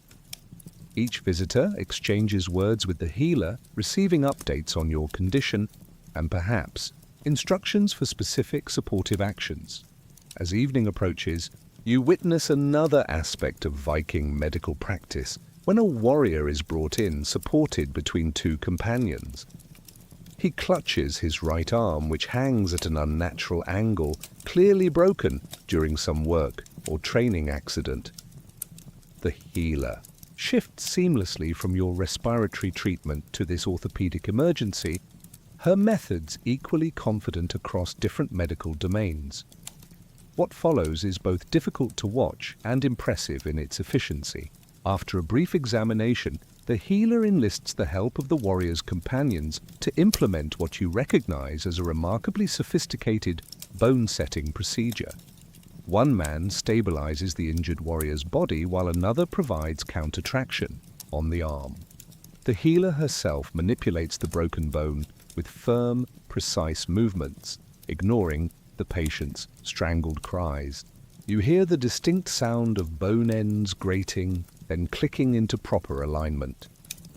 The warrior is given something to bite down on, a leather strap doubled over, while the healer applies splints fashioned from smooth pieces of wood, binding them securely with linen strips. Throughout the procedure, she speaks continuously, whether offering technical instruction to her assistants, encouragement to the patient, or invocations to relevant deities remains unclear to you. The integration of physical technique and verbal accompaniment suggests again the inseparability of practical and supernatural elements in Viking healing. The bone setting complete, the warrior is given a strong drink, mead mixed with something. That soon produces a drowsy effect. Before he's led away, the healer ties specific knots in a cord, which she then binds around his splinted arm. The purpose appears simultaneously medical and magical, both securing the splint and perhaps invoking protective powers through the knotting pattern itself. Later, you learn this warrior will recover full use of his arm, suggesting an effectiveness to these methods that transcends their pre-scientific framework.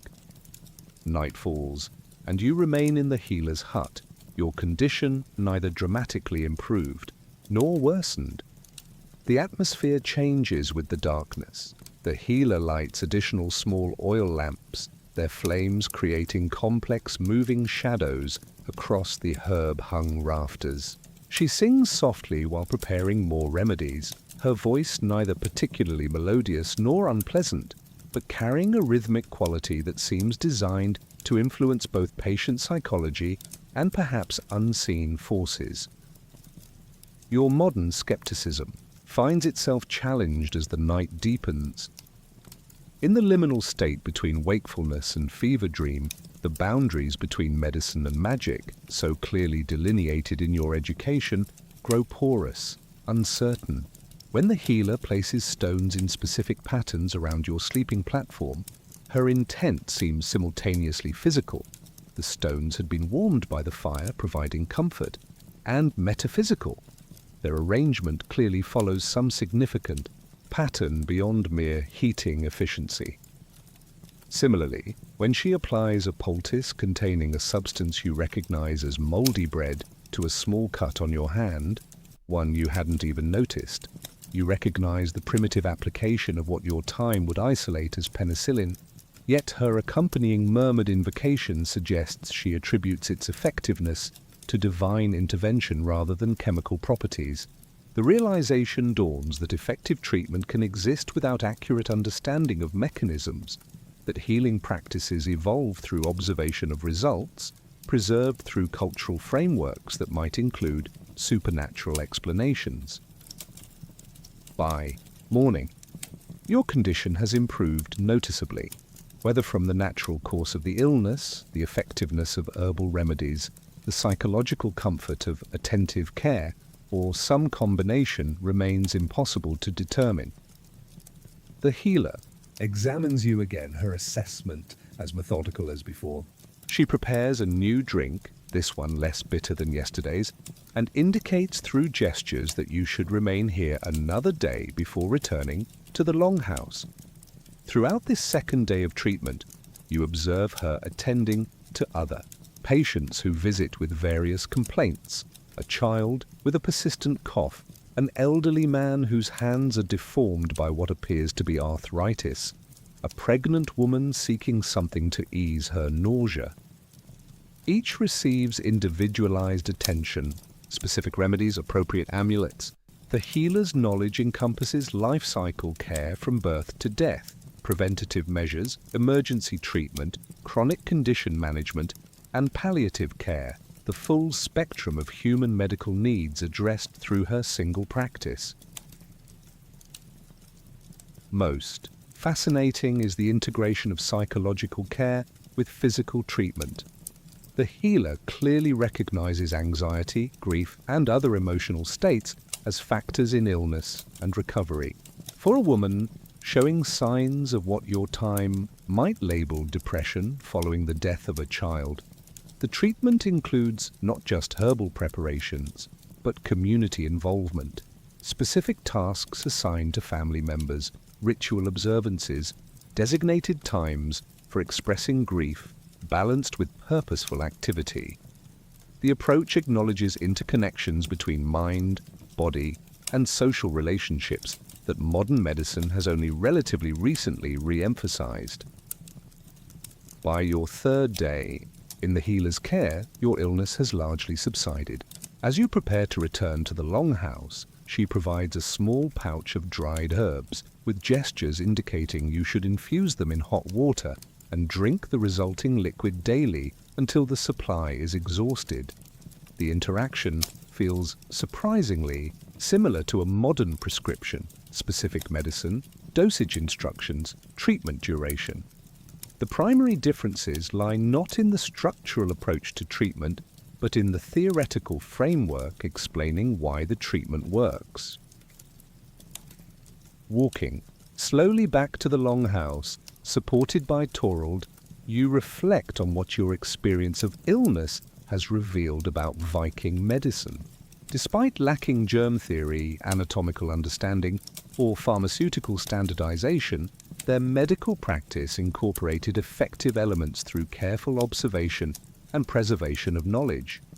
The integration of physical treatments with spiritual practices created a holistic approach addressing multiple dimensions of well-being. Most importantly, their communal response to illness, sharing resources, providing social support, maintaining connection, addressed aspects of healing that even advanced modern medical systems sometimes neglect.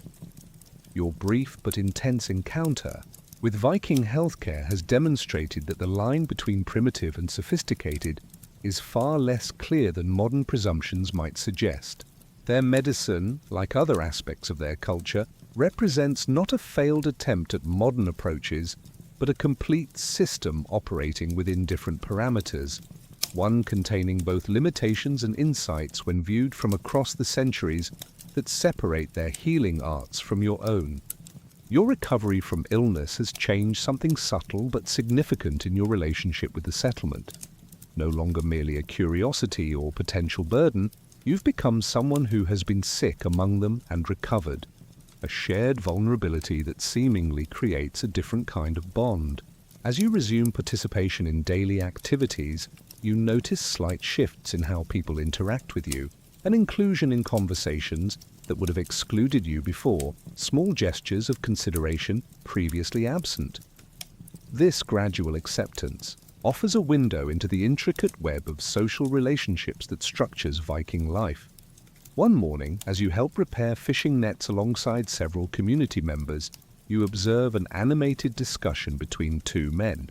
Though you cannot understand their words, their body language communicates clear tension. Torald, working nearby, notices your attention and attempts to explain through his limited shared vocabulary and expressive gestures. The dispute, you gather, involves complicated matters of family honor stretching back generations.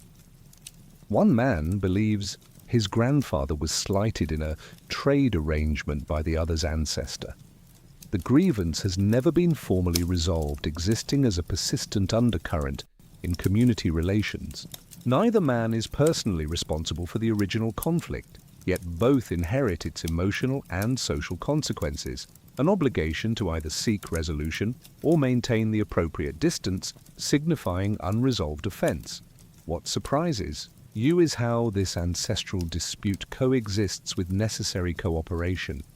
Despite their disagreement, these men work together on community fishing expeditions, participate in the same religious observances, contribute to common defense.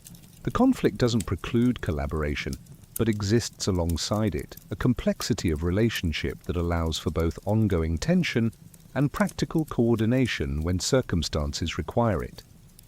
Later that day, you witness a different dimension of social dynamics when a heated argument erupts between a young warrior and an older craftsman. The dispute centers on a damaged tool, responsibility for the breakage, obligation for replacement, implications for reputation. What begins as angry accusations seems poised to escalate toward physical confrontation. Community members gather, not to intervene directly, but to witness, their presence simultaneously intensifying the public nature of the dispute while creating an implicit restraint on extreme behavior. Just as the situation appears most volatile, an elderly woman steps forward. Though physically unimposing, her intervention causes an immediate shift in the confrontation's energy. Speaking firmly to both men, she references what must be shared history, family connections, past contributions to community welfare. Neither man interrupts her, a sign of respect transcending their anger toward each other. When she finishes, the tension has noticeably diminished. No dramatic reconciliation occurs, but the dispute recedes from imminent violence to manageable disagreement. This incident reveals the important role of informal conflict mediation in maintaining community cohesion. Without formal courts or police forces, Viking society relies on respected elders, family heads, and individuals of high social standing to intervene when conflicts threaten collective welfare.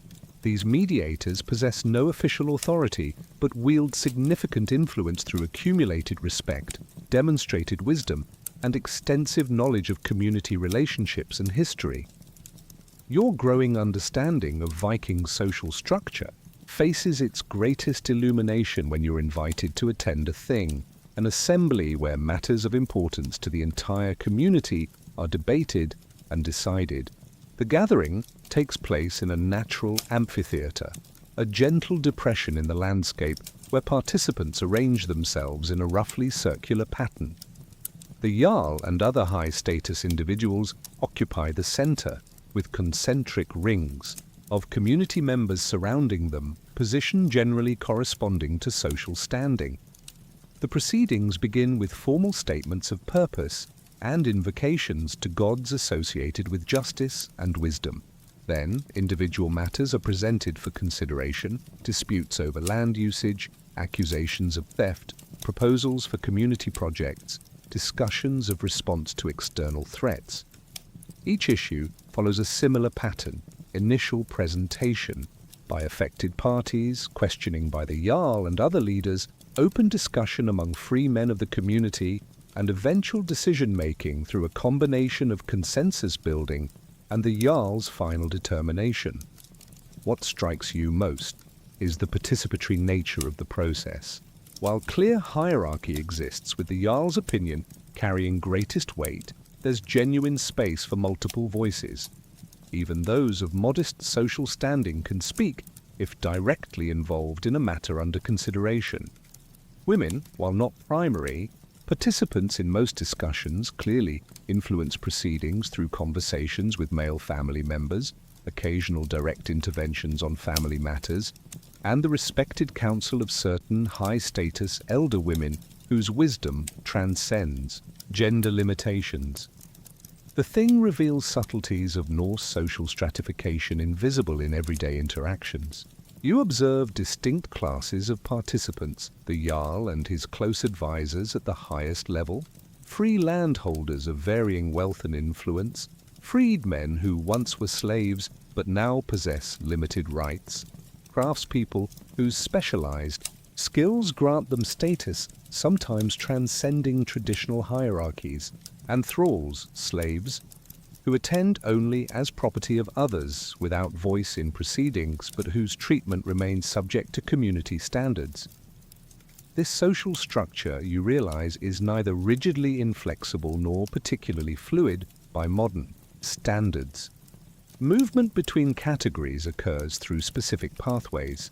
Thralls can be freed through faithful service or payment. Free men can rise through wealth accumulation or martial prowess. Influence can be lost through poor decisions or bad fortune.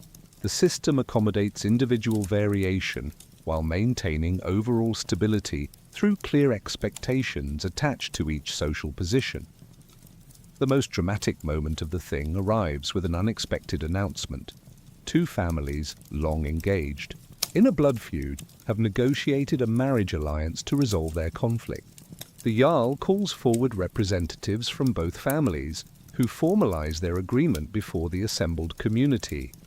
The bride and groom, both appearing to be in their late teens, stand solemnly as arrangements are described: land exchanges, bride price details, mutual obligations of their respective families moving forward. This marriage represents far more than personal union. It is a peace treaty enacted through human bodies, a living contract whose success depends on emotional as well as legal commitments. The community's reaction reflects the significance, visible relief among many, cautious optimism from others, lingering skepticism from some, particularly older members who have witnessed previous failed attempts at reconciliation between these families. The couple themselves display appropriate seriousness rather than romantic attachment, their primary duty being to their family's welfare rather than personal happiness, though the two are not necessarily viewed as contradictory. Following the assembly, celebration begins, the formal announcement having transformed the private arrangement into public reality. Food and drink appear. Music starts tentatively, then grows more energetic as the afternoon progresses. The festivities offer another window into social relationships as you observe subtle protocols governing who sits where, who serves whom, who speaks directly to the couple, and who maintains respectful distance. Most revealing is the gradual relaxation of usual social boundaries as the celebration continues. The Jarl himself eventually joins in dancing, hierarchy temporarily softened, though never fully absent. Children dart between adult groups, momentarily free from normal behavioral constraints. Even thralls enjoy slightly greater freedom of movement and expression, though clear differences in their participation remain evident. The community reveals itself capable of both maintaining rigid structure and temporarily loosening it when circumstances permit, a flexibility that perhaps contributes to the social system's resilience. As night approaches, you find yourself in conversation with an elderly woman who has noticed your outsider's curiosity. Through Torald's intermittent translation and her own expressive gestures, she attempts to explain aspects of community relationships too subtle for your previous observation. She describes the distinction between family by blood and family by oath, the latter sometimes creating bonds stronger than biological connection. She demonstrates the complex system of gift-giving that establishes and maintains relationships, creating networks of mutual obligation that serve as social insurance against individual misfortune. Most interesting is her explanation of personal honor as the fundamental currency of social standing. Physical courage matters, particularly for men, but equally important is reliability, fulfilling promises, meeting obligations, maintaining consistency between words and actions. For women, honor often centers on family management, resource, stewardship, and appropriate boundary maintenance in social relationships. In both cases, reputation functions as a measurable asset, something accumulated through correct behavior, damaged through transgression, potentially repaired through appropriate compensation or exemplary subsequent conduct. The following days bring opportunities to observe how your own position as an outsider is negotiated within this complex social web. Your status remains ambiguous, neither thrall nor free community member, neither family connected nor completely independent. This ambiguity creates both challenges and certain freedoms. Without established place, you must continually demonstrate value through work contribution and appropriate behavior. Yet lacking fixed position also means facing fewer, rigid expectations about specific roles or relationships. You notice people watching for indications of where you might eventually fit. Your aptitude for certain tasks is noted and opportunities provided to develop potentially useful skills. Various community members make small overtures, invitations to share particular meals, offers to explain craft techniques, inclusion in recreational activities. These represent not just personal friendships developing, but potential pathways toward more formal incorporation into the community's structure, should your stay extend indefinitely. Most revealing is an evening conversation, where the Jarl himself, through Torald's translation, asks indirect questions about your origins and intentions. The exchange is diplomatic rather than confrontational, but underlying calculations are evident. How might your skills benefit the community? What connections might you bring to outside groups? What risks might your continued presence create? What resources does your maintenance require versus your contribution? The Jarl's responsibility extends beyond immediate governance to long-term community welfare, requiring careful assessment of all factors affecting collective prosperity and security. This conversation highlights the practical foundation of Viking social organization. Beneath the visible hierarchy, kinship networks, and honor codes lies an essentially pragmatic approach to human relationships. Individuals matter as contributors to collective survival and prosperity. Social positions reflect functional roles more than abstract principles. Even religious dimensions of social structure serve practical purposes, reinforcing necessary behaviors, providing frameworks for conflict resolution, establishing common values that facilitate cooperation. The following morning brings your most direct lesson in how outsiders gradually integrate into Viking society when you're invited to participate in preparation for a coming expedition. Several ships will soon depart for trading ventures along coastal settlements, and crews are being assembled. Your inclusion represents significant trust, these voyages involving substantial community resources and potential danger. The invitation isn't to a position of importance, but to a supporting role under close supervision. Nevertheless, it marks transition from passive observer to active participant in a core community activity. What follows is intense preparation, loading supplies, securing cargo, reviewing sailing procedures. Throughout these activities, you observe how crew composition reflects broader social structure while creating its own specialized hierarchy. The ship's captain commands absolute authority during voyage, necessary for survival in dangerous conditions, yet remains accountable to the Jarl and community upon return.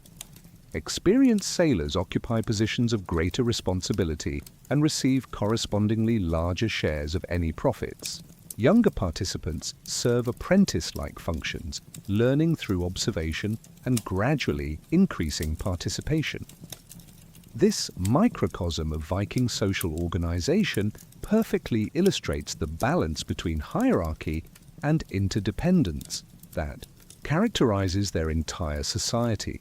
Each person has distinct place and role, some commanding while others obey, yet all remain fundamentally dependent on one another's competence and cooperation. The successful voyage requires both clear leadership and collective effort, neither sufficient alone. The same principle extends throughout their social system, creating a society neither egalitarian nor tyrannical, but pragmatically structured around survival requirements and prosperity opportunities in a challenging environment. As you help secure the final lashings on bundled trade goods, you reflect on your gradual integration into this complex social web. From initial outsider status, tolerated but suspect, You've moved toward provisional acceptance through demonstrated willingness to contribute, respect for community norms, and gradual accumulation of useful skills. The journey remains incomplete. Full incorporation would require years, likely formalized through marriage alliance, oath-taking, or similar mechanisms. Yet the pathway exists, visible now where previously you perceived only impenetrable social barriers. This realization brings both appreciation for the adaptability of Viking social structures and deeper understanding of their fundamental nature. What from outside appeared primitive social organization reveals itself as sophisticated, resilient, and remarkably effective at balancing individual agency with collective welfare, tradition with pragmatic adaptation, hierarchy with interdependence. Their society functions not despite lacking modern institutions, but through alternative systems evolved specifically for their environmental and historical circumstances, different from yours but no less complex in addressing fundamental human social needs. Block 8. Death and Funeral Rites. The settlement awakens to the deep, resonant tone of a horn, not the usual mourning signal, but a prolonged, somber call that immediately changes the community's atmosphere. People emerge from longhouses with expressions of concern rather than the purposeful focus of normal days. Something significant has happened overnight, something that disrupts the regular rhythm of life. Torald finds you quickly, his weathered face grave as he motions for you to follow him toward the Jarl's longhouse. A warrior has died, not in glorious battle as Viking stories often depict, but from wounds that festered despite the healer's best efforts. The man had been injured during a hunting expedition several days ago, his leg gashed deeply by a wounded boar's tusk. Though initially the wound seemed manageable, infection set in with the merciless efficiency common in this pre-antibiotic world. By the time unusual symptoms appeared, his fate was sealed. He passed during the night, his final hours attended by family and close companions. The community's response reveals death as both deeply personal and intensely communal. The warrior's immediate family sits closest to his body, which has been arranged on a wooden platform in the Jarl's longhouse. His wife maintains physical contact with him, her hand resting on his chest, occasionally straightening his clothing or beard. His children, 2 sons approaching adulthood and a daughter perhaps 10 years old, sit in rigid silence, their expression suggesting they've been instructed to maintain composure as befits a warrior's family.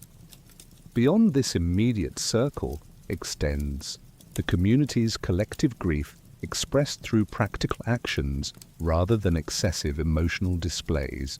Women arrive with clean linens to prepare the body. Men discuss arrangements for constructing a suitable vessel for cremation. Children are assigned specific tasks appropriate to their ages, gathering certain flowers, collecting kindling of particular woods, carrying messages between working groups. Grief manifests through intensified purpose, through care shown in each detail of preparation. Most fascinating is the careful selection and arrangement of grave goods, items to accompany the warrior in death. His sword, clearly his most valued possession, is ritually killed by deliberate bending, symbolically transferring it from the world of the living to that of the dead. Personal items accumulated throughout his life are gathered, a finely carved drinking horn, a gaming set with playing pieces of antler and amber, a small silver arm ring marking some past achievement. Each object represents not merely material value but accumulated identity, physical extensions of the man now departing.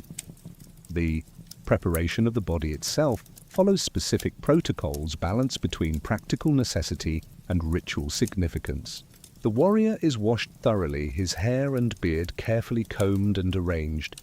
He's dressed in his finest clothing, each layer arranged precisely, certain talismans and protective amulets placed in specific positions. Throughout this process, Particular women lead the work while others assist, suggesting specialized knowledge of proper funerary procedures transmitted through female lineages. Their movements carry the confidence of established tradition, each step seemingly choreographed by generations of previous practice. By midday, preparations have advanced to the small beach area where a boat has been positioned, not his personal vessel, but one specifically constructed for this purpose. The craft is modest in size yet carefully made, substantial enough to serve as a fitting pyre for a respected community member.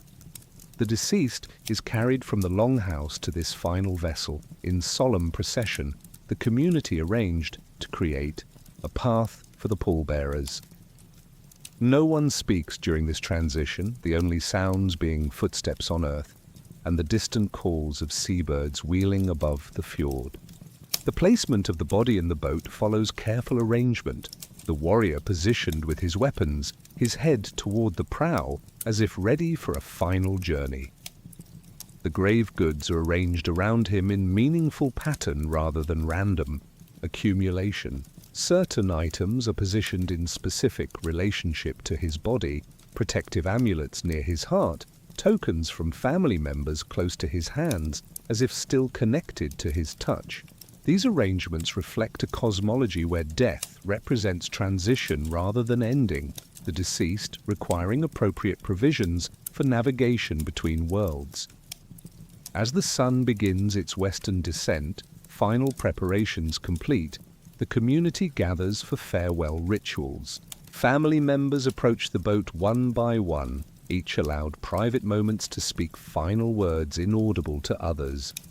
The warrior's wife cuts a lock of her hair, placing it in his hand, then removes a small knife from her belt and draws it across, her forearm allowing several drops of blood to fall upon his chest.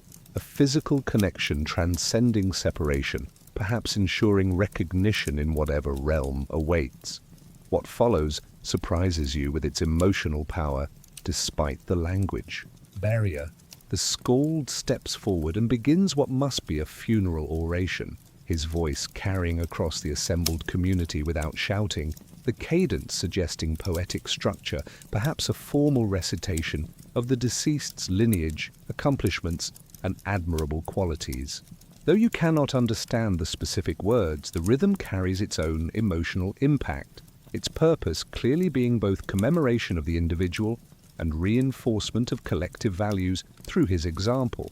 Other voices join at certain points, responses from the community, perhaps formula phrases affirming shared beliefs about death, afterlife, and remembrance. The Jarl speaks briefly, presumably highlighting the warrior's contributions to community welfare. A younger man who resembles the deceased, perhaps a brother or cousin, offers what sounds like personal remembrances, his voice occasionally catching with emotion, carefully controlled. Throughout these speeches, you notice how grief is neither denied nor indulged excessively, expressed within cultural frameworks that acknowledge loss while affirming continuity. As the speeches conclude, the ritual transitions to a dimension that transcends language barriers entirely, song. A group of women begins a melody unlike anything you've heard before, their voices blending in haunting harmonies that seem to physically affect the air around you. The song contains no instruments, needs none. The raw, emotional power of human voice proves sufficient to create an atmosphere of profound liminality, a sense of standing between worlds, between states of being, between the community of the living and whatever awaits beyond. The melody passes to the men who continue with deeper tones but similar emotional resonance. The alternation creates a conversation of sorts, perhaps reflecting beliefs about the deceased's journey, guidance offered from different perspectives, collective wisdom distilled into sound. Certain phrases repeat throughout, presumably refrains, carrying special significance or traditional elements maintained across countless similar ceremonies throughout generations. At specific moments, individual voices rise briefly above the collective, family members offering personal farewell through sound rather than words. Most moving is when the warriors' children join the singing, their young voices carrying the same melody but somehow highlighting their father's absence through their continuing presence. The daughter, previously stoic, allows tears during her singing, as if the melody provides acceptable structure for emotional expression otherwise constrained by cultural expectations. Her brothers maintain more rigid composure, their participation more formal, already assuming adult male roles in the ritual despite their youth. The musical lamentation gradually shifts towards something different, still solemn but increasingly resolute, perhaps even triumphant in certain passages.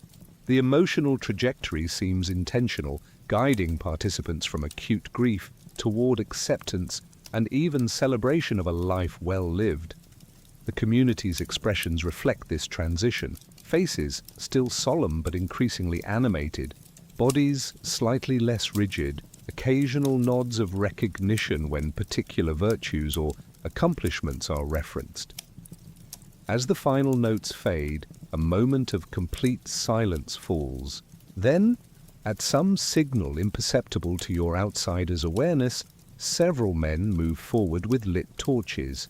The Jarl speaks brief words that need no translation, formal permission for the cremation to begin. The torches touch the specially prepared, kindling around the boat's perimeter. Flames catch quickly, following paths of oils or resins deliberately laid to ensure proper burning. The fire spreads with surprising speed, engulfing the vessel and its occupant in a blaze visible for considerable distance. The intensity of the fire matches the emotional intensity of the moment, fierce, consuming, transformative. Sparks rise toward the darkening sky like physical manifestations of prayers or souls ascending. The community watches in collective witness, this shared observation itself constituting an important element of proper passage. Some murmur what must be personal, prayers or farewells. Others maintain silence, their presence sufficient contribution to the ritual.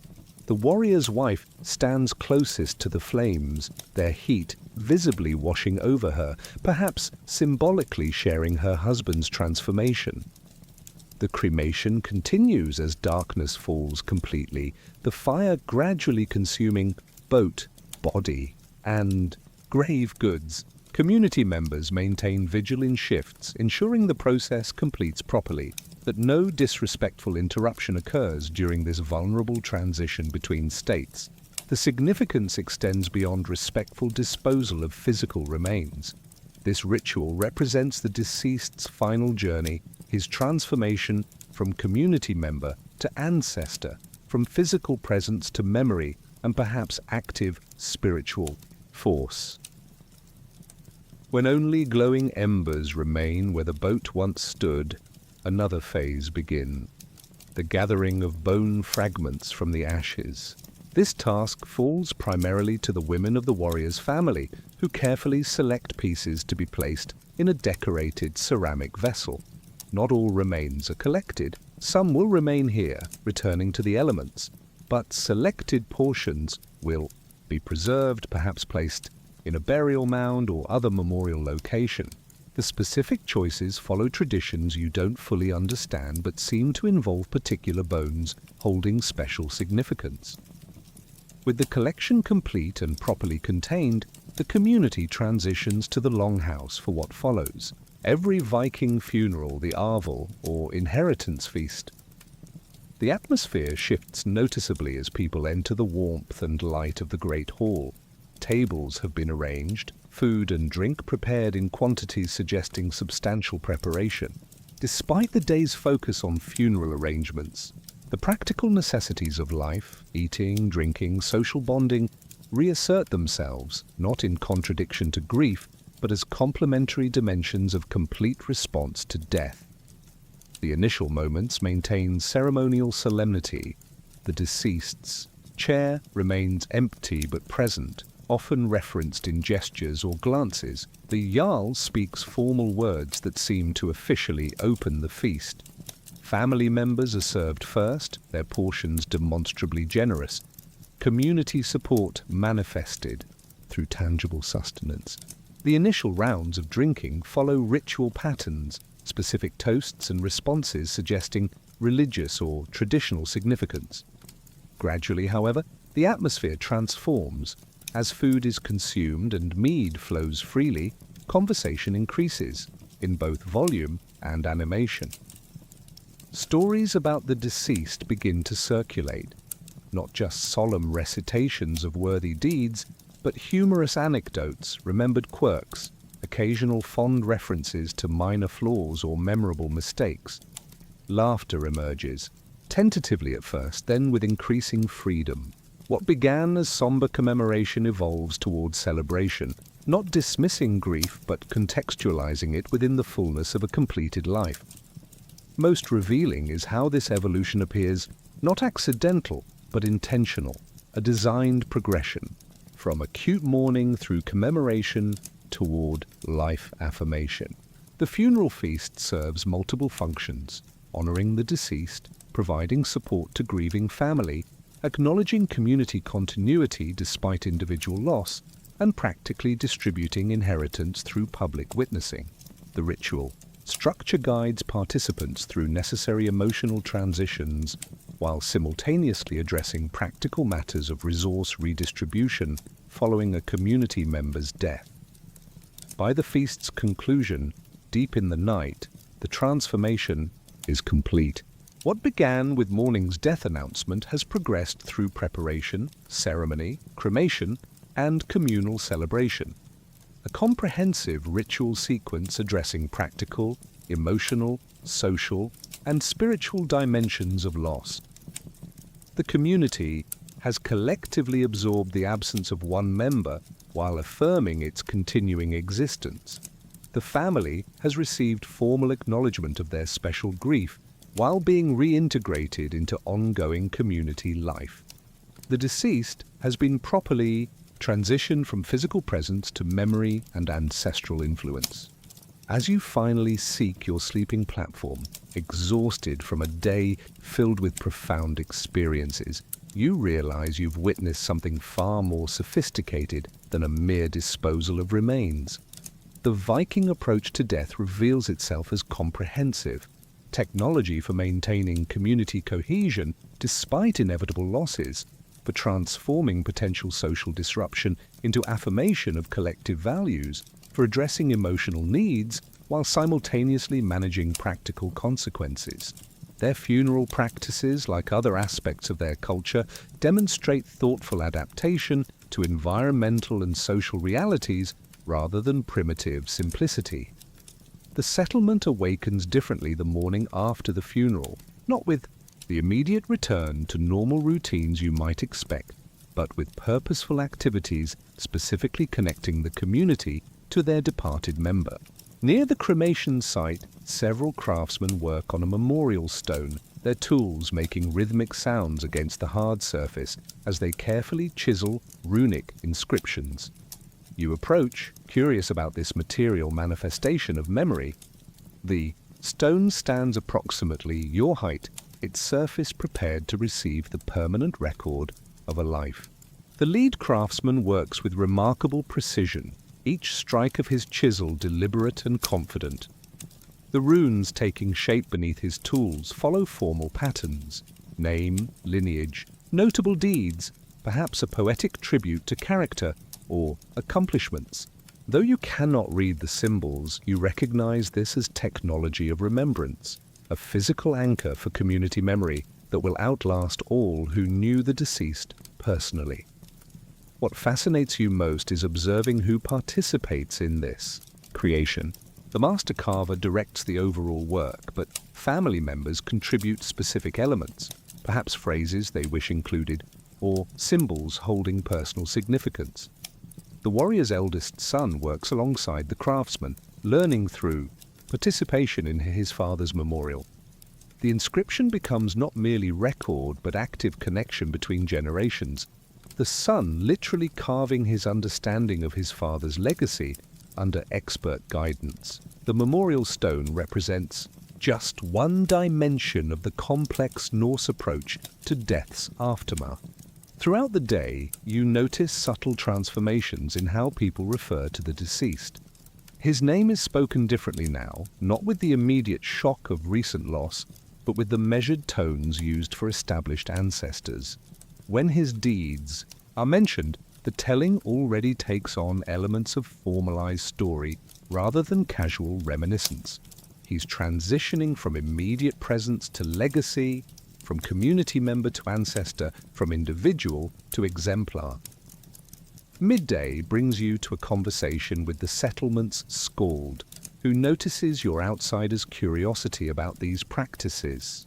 Through Thorold's increasingly effective translation, the storyteller explains Norse beliefs about different posthumous destinations.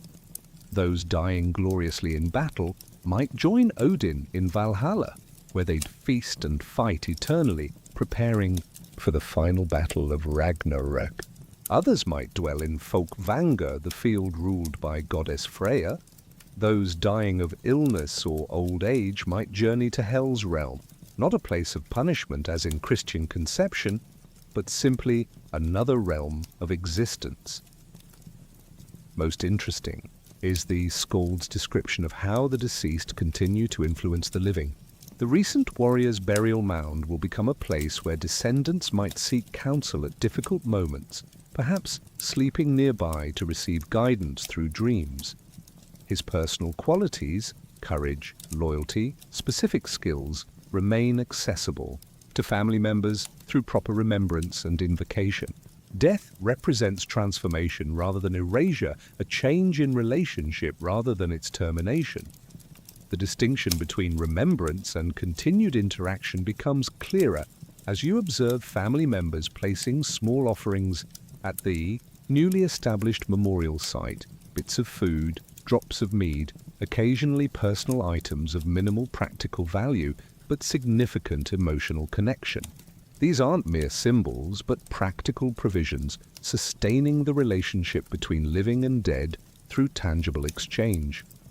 The boundary between worlds remains permeable, communication possible through established channels maintained by proper observance. As afternoon shadows lengthen, you witness a mother bringing her young child to the memorial stone, explaining something with serious expression. The child listens attentively, occasionally asking questions the mother answers with patient detail. This, you realize, represents another critical dimension of Viking death practices: education of the next generation, transmission of both factual knowledge about ancestors and proper attitudes toward death, memory, and continuing relationships with the deceased. The child is learning not just about a specific person, but about their own place in an unbroken line, extending backward through generations and forward into an as-yet unrealized future. Evening brings the community together, again, but with notably different atmosphere than the previous night's ceremonial feast. Normal activities resume, yet subtle references to the deceased continue, a story recalled during dinner, a toast offered, an empty space acknowledged. These aren't intrusions of unprocessed grief, but integrated remembrances, death neither obsessively dwelled upon nor artificially ignored, but recognized as fundamental aspect of community experience, requiring neither constant mention nor deliberate avoidance. As night fully claims the sky, you find yourself drawn to the settlement's edge, where the memorial stone stands silhouetted against stars. The day's various observations coalesce into deeper understanding of Viking approaches to mortality. Their practices address death comprehensively, practically through redistribution of resources, socially through ritual reaffirmation of community bonds, emotionally through structured expression of grief, spiritually through cosmological frameworks, explaining transition between realms, and temporally through creation of enduring memory anchors connecting past to future. Most striking is how thoroughly these approaches integrate death into life rather than segregating it as modern society often attempts. The deceased warrior remains present in stories, in the memorial stone, in continuing offerings, in the behavior of those who emulate his virtues, in the identities of descendants who carry his legacy. Death marks transformation rather than ending, the beginning of a different form of community membership rather than departure from the social fabric. As darkness deepens and you prepare to return to the longhouse, you realize this perspective offers something your own time often lacks, a coherent framework for understanding mortality not as failure or tragedy, but as transition within continuing relationships spanning generations. The Viking approach to death, like their approaches to food, craftsmanship, hygiene, and social structure, reveals sophisticated adaptation to human realities rather than primitive simplicity. Their world conceptualizes time differently, less as linear progression toward imagined improvement, more as cyclical continuation in which past, present, and future continuously interact through memories, stories, and ancestral presences influencing current choices. As you stand beneath the vast Nordic sky, stars scattered like frost across the darkness, your journey through Viking life draws to its natural conclusion. The settlement sleeps around you, smoke rising in thin columns from longhouse roof vents, the occasional cry of a nightbird punctuating the silence. Your modern consciousness has walked through days that, for these people, represent ordinary existence, their normal, their everyday reality. From the morning awakening in a smoke-filled longhouse to the communal meals prepared over open hearths, from the physically demanding craftsmanship to the sophisticated social hierarchies, from the practical approaches to hygiene to the deeply integrative religious practices, from the holistic medical treatments to the comprehensive death rituals, each aspect of Viking life has revealed itself as neither primitive nor simple, but adapted with profound wisdom to the specific challenges of their environment and era. You've witnessed how a society without modern technology creates solutions addressing the same fundamental human needs your own civilization attempts to satisfy for nourishment, shelter, health, meaning, connection, continuity. Their methods differ dramatically from yours, their frameworks for understanding sometimes unrecognizable to modern sensibilities, yet the underlying purposes remain strikingly familiar across the vast divide of centuries. Perhaps most humbling is the recognition of what modern comforts have cost in terms of direct engagement with fundamental realities. The Vikings faced mortality daily, negotiated social relationships without institutional buffers, maintained hygiene without automated systems, derived meaning without mass media, created beauty without industrial production. Their lives demanded constant physical exertion, perpetual attention to immediate circumstances, and uninterrupted awareness of their dependence on both natural systems and community cooperation. The truth emerges with crystal clarity as you contemplate the sleeping settlement. You would not survive a single day in this world without the care, knowledge, and patience of those who have guided you through it. Your modern body lacks the conditioning for their labor, your hands the calluses for their tools, your mind the frameworks for their decision-making, your spirit the resilience for their hardships. You have observed as privileged visitor what they endure as daily reality.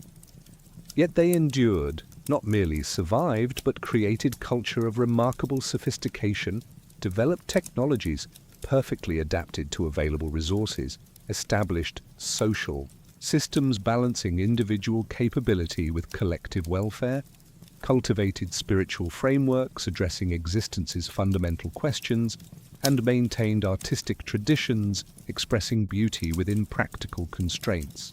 They navigated their world with wisdom evolved through generations of direct engagement with physical reality and social necessity.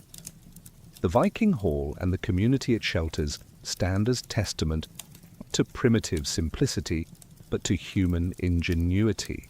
adaptability and perseverance. Their world offers no false comforts, no artificial separations between humans and natural consequences, no institutional buffers against reality's harshest dimensions. In this directness lies both their greatest hardship and perhaps their greatest wisdom, an integration with life's fundamental conditions your own time often strives to escape, sometimes at incalculable cost as your consciousness begins to drift away from this place, returning to your own time with its remarkable comforts and its peculiar alienations. One truth remains illuminated with perfect clarity. You would not last a day in their world, but they endured for centuries in it, not through ignorance of better possibilities, but through mastery of actual conditions, not through primitive simplicity, but through sophisticated adaptation, not through brutish insensitivity, but through practical wisdom. Their smoke-filled halls, their rough-hewn tools, their hand-woven garments, their communal meals, their physically demanding days, their hierarchical yet interdependent social structures, their integrative spiritual practices, all stand as monument to human capacity for creating meaning and functionality within constraints that would overwhelm most modern sensibilities. This is their victory, their achievement, their legacy, to have transformed bare survival into culture, mere existence into meaningful life, through nothing more or less than the full application of human capability to actual conditions. Sleep.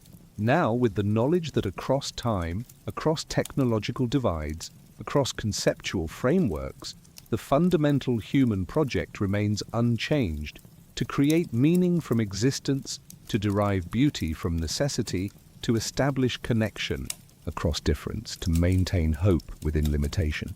The Vikings pursued this project through means available to them, as you pursue it through means available to you. The distance between your worlds is vast, but the underlying humanity bridges that distance, connecting your experience to theirs across the centuries that separate you.